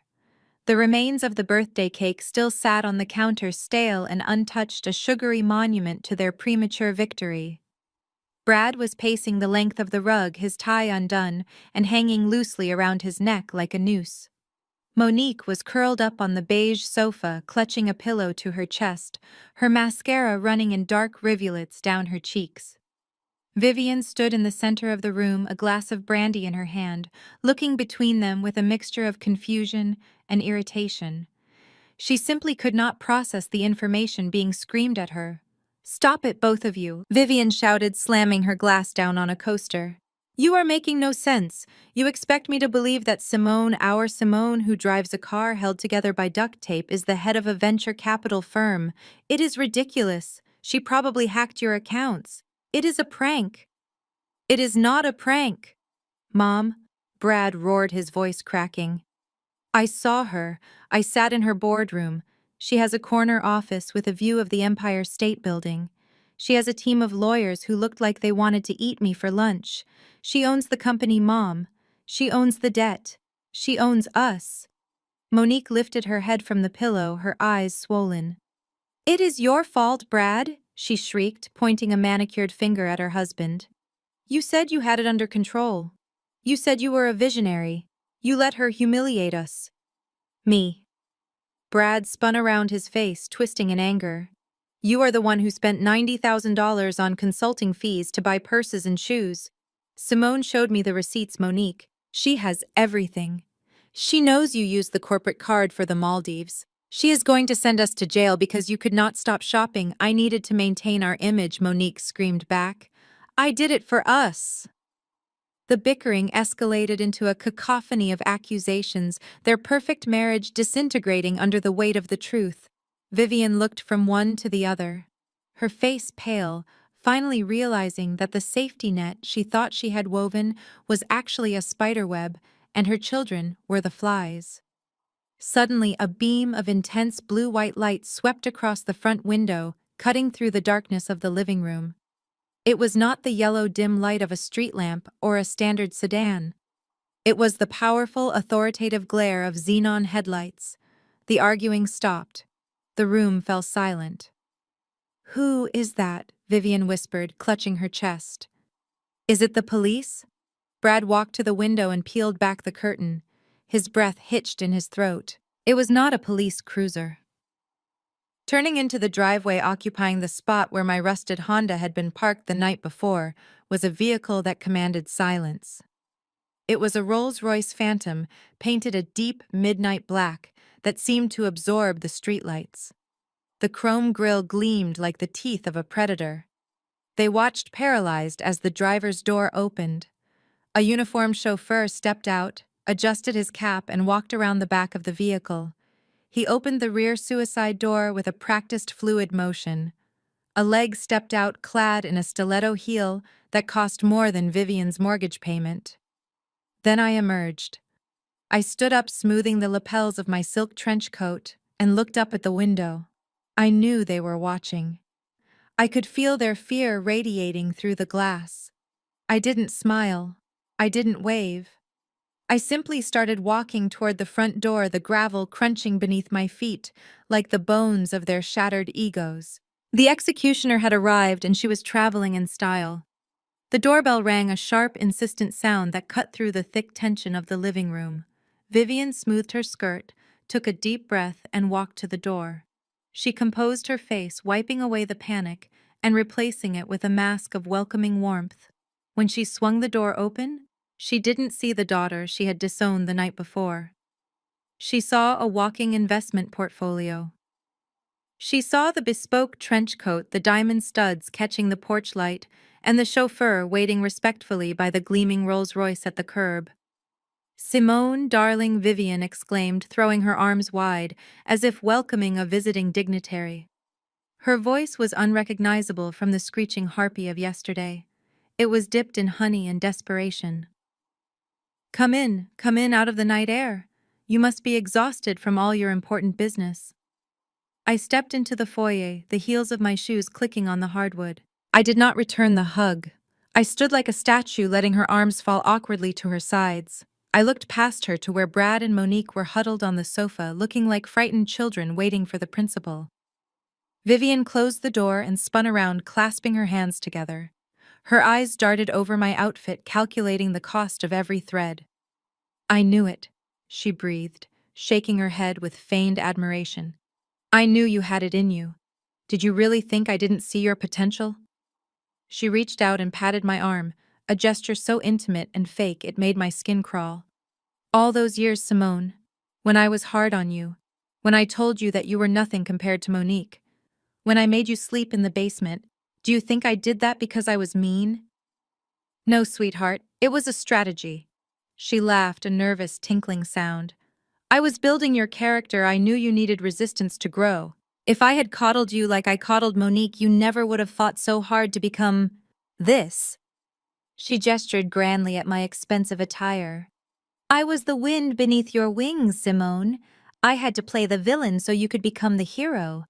You should be thanking me, really. It was my tough love that made you a CEO." I stared at her, marveling at the sheer acrobatics of her narcissism. She had rewritten history in 10 seconds flat. The abuse wasn't abuse anymore. It was a masterclass in motivation. Vivian didn't wait for a response. She grabbed my hand, squeezing it tight. "And now that you have made it, now that my plan has worked so beautifully, we can finally be the family I always envisioned." She pulled me slightly toward the living room. "Look at your sister. Look at poor Brad. They are just children, Simone. They tried to fly and they fell. But you are the eagle now." She lowered her voice to a conspiratorial whisper. "Monique made a few silly mistakes with the numbers. She is not sharp like us. But you can fix it. You have the power. Just make a call, darling. Unfreeze the accounts. Write off the debt. You have millions. What is 50,000 to you? It is pocket change. Do this for your mother. Prove to me that you are the big person I raised you to be. Help your sister." I looked down at my mother's hand resting on the sleeve of my silk trench coat. It felt heavy, like a shackle I had worn for too long. Her words about tough love and strategy hung in the air, a poisonous mist designed to obscure decades of neglect.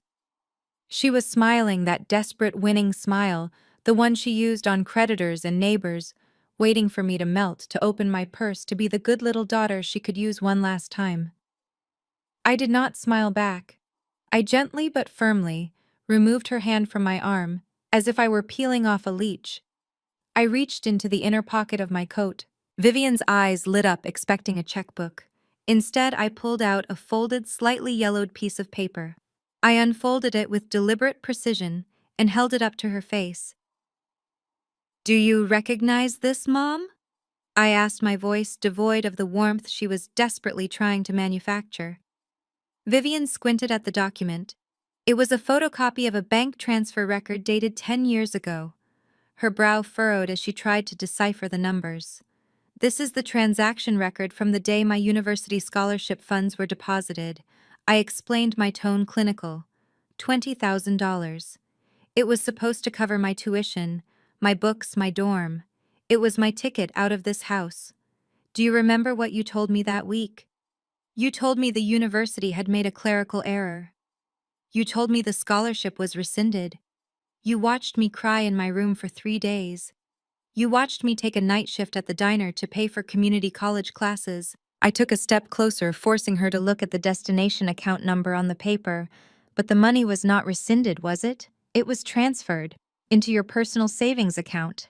And 3 days later, coincidentally, the exact same week, Monique drove home in a brand new convertible for her sweet 16. I looked over at Monique, who was staring at us with her mouth open. She had driven that car for years, never knowing it was fueled by my stolen education. I did not buy Monique a car because I was jealous, Mom. I continued, my voice rising slightly with the weight of the memory. I worked double shifts until my feet bled because you stole from me. You committed fraud against your own daughter to buy a status symbol for your favorite. Vivian's face flushed a deep, ugly red. She stammered, stepping back. It was a loan, Simone. I intended to pay it back. We just got tight that year. You are bringing up ancient history to hurt me. I let the paper flutter to the floor, landing at her feet like a verdict. I am not trying to hurt you, Mom, I said, cold, hard truth ringing in every syllable. I am correcting the record. You were not strict. You were not teaching me resilience. You were a thief. You stole my future because you did not think I was worth investing in. You tried to bury me under your lies and your favoritism. But you made a fatal calculation. You forgot that I am good with numbers. I calculated the interest on what you took from me. And I took my future back. All of it. And now I am calling in the debt. Vivian stared at the yellowed paper on the floor, her mouth opening and closing like a fish. She looked ready to argue, ready to spin another tale about how she had only borrowed the scholarship money for the greater good. But I did not give her the chance to speak. I had one final document to present, and this one was not a ghost from the past. It was a sledgehammer for the present. I reached into my bag and pulled out a thick blue legal folder. The room went deadly quiet. Even Monique stopped sobbing to watch me. I placed the folder on the coffee table with a heavy thud right next to the empty wine glasses. Let us talk about this house, Mom, I said, looking around the living room at the crown molding and the expensive curtains she loved so much. You always told everyone this was the family estate, the symbol of your success. But that is not entirely true anymore, is it? Vivian turned pale, her eyes darting to the blue folder. I do not know what you are talking about. I think you do, I replied calmly. I think you know exactly what is in that folder. Because last month, when Brad called you in the middle of the night crying about a gambling debt he owed to some very dangerous people in Atlantic City, you panicked. You did not have the cash on hand because Monique had spent it all. So you did the only thing you could think of. You took out a second mortgage on this house, high interest, predatory terms, desperation money. Brad let out a sharp gasp from the sofa. He looked at Vivian, betrayal written all over his face. You told her about the poker debt. She did not have to tell me, Brad, I cut in. Public records tell me everything. But here's the unfortunate part. You missed the very first payment last week. The bank immediately flagged the loan as a distressed asset. They do not like high-risk loans on their books, so they put the debt up for sale this morning. I walked over to the folder and flipped it open, revealing the deed with the fresh transfer stamp. My team monitors real estate transactions in this neighborhood. I continued, my voice steady and relentless. When the notification popped up that the debt on 42 Oak Drive was for sale, I recognized the address immediately. It was sentimental, really. So I bought it. Vivian grabbed the edge of the table to steady herself. You bought the loan. So I pay you now. I shook my head slowly, savoring the moment. No, Mom. You do not understand how this specific contract works. The terms stated that in the event of a default, the holder of the note has the right to immediate foreclosure or transfer of deed in lieu of payment. Since you have no money to pay me, the ownership transfers automatically. I stepped closer to her, invading her personal space, just enough to make her flinch. I did not just buy the debt, Mom. I bought the house. You are no longer the owner of this property. You are a squatter. And as of this moment, you are living under my roof. The silence in the room was so profound that I could hear the hum of the refrigerator from the kitchen. My mother stared at me, her hands trembling where she gripped the edge of the coffee table. She looked around the living room at the velvet curtains and the imported rugs, realizing that the walls she had used to shield herself from the world were no longer hers. You cannot be serious, Simone, Vivian whispered, her voice barely audible. This is my home. I have lived here for 30 years. You cannot just throw your own mother out on the street. I can, I replied calmly, and I am. But because I believe in following proper procedure, I am not throwing you out tonight. I am giving you a grace period. I held up one finger. 1 week. You have exactly 7 days to pack your personal belongings and vacate the premises. My property manager will be here next Friday at noon to change the locks and conduct a final inspection. Anything left behind will be hauled away. Brad jumped up from the sofa, panic overriding his shame. 7 days. Are you crazy? Our accounts are frozen. We have no cash. We have nowhere to go. You have to give us more time. At least let us stay until the audit is finished. I looked at him with zero sympathy. That sounds like a logistics problem, Brad. And since you are the CEO of a logistics company, I'm sure you can figure it out. Maybe you can stay in that penthouse you were joking about earlier. Oh wait, that is mine too. I suggest you try a motel. I hear the ones near the airport offer weekly rates. Monique began to wail again, a high-pitched sound of pure entitlement. You are a monster. You are doing this just to be spiteful. You are going to take our home and probably sell it to some stranger just to make a profit. You do not even need the money.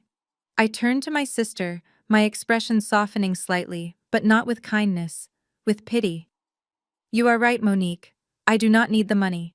And I have no intention of selling this house. I would not want to profit from a place built on lies. I looked at Vivian, who was weeping silently. I have already drawn up the transfer paperwork.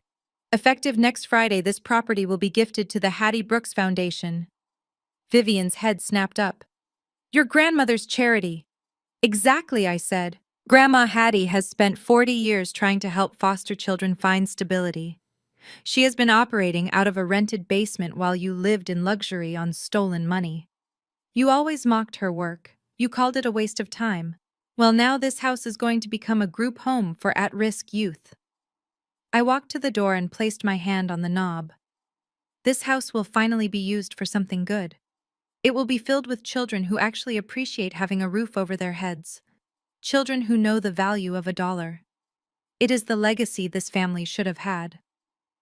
I opened the door, letting the cool night air rush into the stifling room. 7 days, I repeated. Do not make me call the sheriff. I walked out to the waiting Rolls-Royce, leaving them sitting in the wreckage of their lives. I did not look back. The house was already fading in my rearview mirror, a chapter of my life that was finally permanently closed. The heavy oak door clicked shut, sealing the tomb of their ambitions. For a moment, the silence was absolute, a vacuum left in the wake of the Rolls-Royce engine fading down the street. Then the vacuum was filled with the ugly, jagged sound of panic turning into rage. Brad turned on Monique like a cornered animal. His face was a map of terror, sweat dripping onto his collar, and his hands were shaking not with fear anymore, but with a violent, impotent fury. Are you happy now? He screamed, his voice shredding the air. Are you satisfied? You just had to have the lifestyle, didn't you? You couldn't just live within our means. No, you needed the Maldives. You needed the influencer status. You needed to show off for people who do not even like you. Monique stood up, wiping her tears, her face twisting into a sneer. Do not you dare blame this on me. You are the CEO, Brad. You are the one who said you were a genius. You are the one who cooked the books. I cooked the books to pay for your credit card bills, Brad roared, advancing on her until he was inches from her face. I risked 20 years in federal prison so you could play pretend on Instagram. And what did it get us? Homelessness. We are going to be on the street in 7 days because you could not stop buying shoes. I should have cut you off years ago. I should have listened to the bank when they told me you were a liability. Monique's eyes widened. She did not scream back this time. She swung her hand with all the force of her humiliation. The sound of her palm striking his cheek was sharp and shocking, echoing off the bare walls of the house they no longer owned. Brad stumbled back, holding his face, looking at her with pure hatred. You are pathetic, she hissed, standing over him. I should have married a real man, not a fraud who gets outsmarted by his secretary's sister-in-law. You are nothing, Brad. You are broke, you are going to jail, and you are taking me down with you. I hate you. I wish I had never met you. Vivian watched them from the center of the room. Her two golden children, the investments she had nurtured at the expense of her soul. They were not comforting each other in this time of crisis. They were devouring each other. They were fighting over scraps of a feast that had never existed. She looked at the walls she had prized so highly. The house was gone. The money was gone. But worse, the illusion was gone. She sank to the floor, her knees hitting the expensive Persian rug she would have to leave behind. The strength that had held her up for decades simply evaporated. She did not cry. She just stared blankly at the fighting couple. She had sacrificed her relationship with the only child who actually had talent and integrity to raise two parasites who were now trying to kill the host. She had gambled everything on the wrong horse, and now she was left with nothing but the dust. "Stop," she whispered to the empty air, but they did not hear her. They were too busy tearing the family apart dollar by missing dollar, screaming accusations that solved nothing. Vivian closed her eyes, realizing that the poverty she had feared all her life was not just financial, it was emotional, and she was the poorest woman in the world. I did not tell the driver to move. I stood by the open door of the Rolls-Royce looking back at the house. Inside, the screaming continued, a muffled cacophony of accusations that sounded like a distant thunderstorm. I was not waiting for an apology. I knew that was never coming. I was waiting for the only person in that building who deserved a seat in my future. The front door opened again, but this time it was not slammed in anger. It was pushed open with a steady, determined hand. Grandma Hattie stepped onto the porch. She was wearing her Sunday coat and she was pulling a small, battered suitcase behind her. It was the same suitcase she had used to move in 10 years ago when Vivian had grudgingly agreed to let her stay in the guest room. She looked small against the backdrop of the looming house, but her posture was as regal as ever. I walked back up the driveway, my heels silent on the pavement this time. I reached for the handle of her suitcase, but she waved me off with a smile, shifting her grip. "I got it, baby," she said, her voice clear and strong. "I might be 80, but I can still carry my own load, unlike some people in there." She jerked her thumb back toward the door where the sounds of breaking glass had just joined the shouting match. I looked at the suitcase and then at her. "You are packed. How did you know?" Hattie chuckled, eyes twinkling under the porch light. "Simone, I have been watching you since you were in diapers. I saw you reading those financial textbooks when you were 12. I saw the light under your door at 3 in the morning when you were building that company. I knew it was only a matter of time before you dropped the hammer on this house. I just wanted to make sure I had clean underwear packed when you did." She walked past me toward the car, stopping to pat my cheek with a hand that felt like dry paper, but held the warmth of 1,000 suns.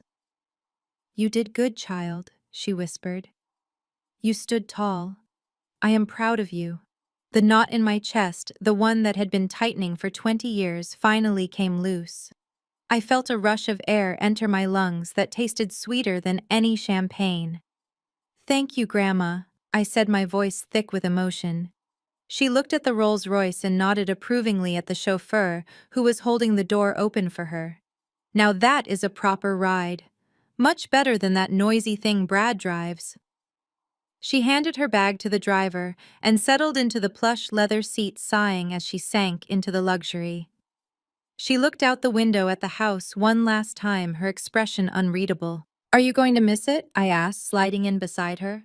Hattie shook her head, turning her back on the chaos. "Not for 1 second. I am tired of this circus, Simone.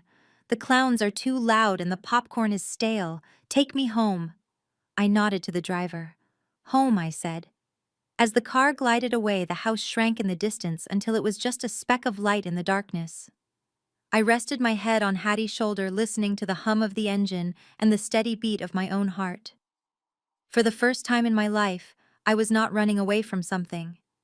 I was moving forward. The war was over, and we had won. The air at 45 stories up was different. It was crisp and clean, detached from the grit and the noise of the streets below. I stood on the limestone terrace of my penthouse, leaning against the railing and looking out over the sprawling darkness of Central Park. To the north, the reservoir shimmered like a pool of black ink reflecting the city lights. To the south, the skyline rose up in a jagged wall of steel and glass, a testament to ambition and power. It was a view I had paid for with years of silence and strategy, and tonight it finally felt like it belonged to me. Behind me, I heard the soft clinking of china.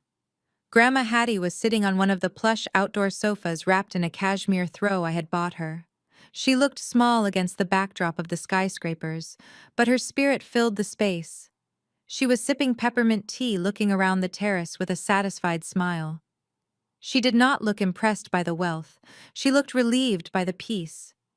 "It is quiet up here," she observed, her voice barely rising above the wind. "You cannot hear the sirens. You cannot hear the neighbors fighting. You can just hear the city breathing." I turned from the railing and walked over to the low glass table where a bottle of vintage Bordeaux was breathing. "It is the only place I can think, Grandma." I poured a glass, the deep red liquid swirling against the crystal. The last 24 hours felt like a fever dream. The confrontation, the tears, the screaming matches in the house that was no longer ours. It all felt miles away now, trapped in a past I had just severed. I felt a lightness in my chest that was almost dizzying. For the first time in my life, I was not plotting. I was not waiting for the other shoe to drop. The shoe had dropped, and I was the one wearing it. My phone vibrated against the glass tabletop, a harsh mechanical buzz that intruded on the silence. The screen lit up with a notification. I glanced down. It was a message from Vivian. The preview text scrolled across the screen. "Simone, please pick up. I am sorry if I was harsh tonight, but you have to understand my position. We are at a Motel 6 near the highway. It is filthy. Please call me back. We need a deposit for a better room. We are family." I stared at the words. Even in her apology, she was asking for money. Even in her defeat, she was trying to manipulate me. She did not miss her daughter. She missed her ATM. I picked up the phone. Hattie watched me over the rim of her teacup, her eyes sharp and knowing. She did not say a word. She let me make the choice. I did not type a reply. I did not feel a surge of anger or a pang of guilt. I felt absolutely nothing. It was the indifference of a stranger reading a spam email. I opened the contact settings. I scrolled down to the bottom of the screen where the red text waited. Block caller. I pressed the button with my thumb. A confirmation box popped up asking if I was sure. I did not hesitate. I tapped yes. The message disappeared. The name disappeared. The connection was cut. I placed the phone face down on the table, essentially silencing the ghost of my mother forever. I picked up my wine glass and sat down next to Hattie. She reached out and patted my knee, a simple gesture of solidarity. "Is it done?" she asked softly. "It is done," I replied. I raised my glass toward the glittering skyline, toward the infinite possibilities of a future that finally belonged to me. Hattie raised her teacup, clinking it gently against the crystal. "To new beginnings, Grandma. To freedom, child," she corrected with a smile. We drank in the silence of the clouds as the city lights twinkled below us like a sea of stars, and the screen slowly faded to black. The most profound lesson from Simone's story is that true success is quiet, while failure is often loud. Brad and Monique spent their lives curating a desperate facade of wealth to hide their bankruptcy, proving that looking rich is vastly different from being rich. They underestimated Simone because she chose modesty over vanity, teaching us that we should never judge a person's capability by their appearance. More importantly, this story serves as a powerful reminder about the necessity of boundaries. Family ties are not a license for abuse. Simone's decision to evict her family and block her mother wasn't an act of cruelty. It was an act of radical self-preservation. It teaches us that you cannot save people who are determined to drag you down, and sometimes the only way to heal is to cut the cord. Simone proved that your mental peace and financial security are worth more than the approval of toxic people. Success is the best revenge, but silence is the ultimate closure.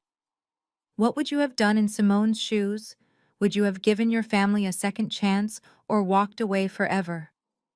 Let us know in the comments below, and don't forget to subscribe for more satisfying stories of justice served.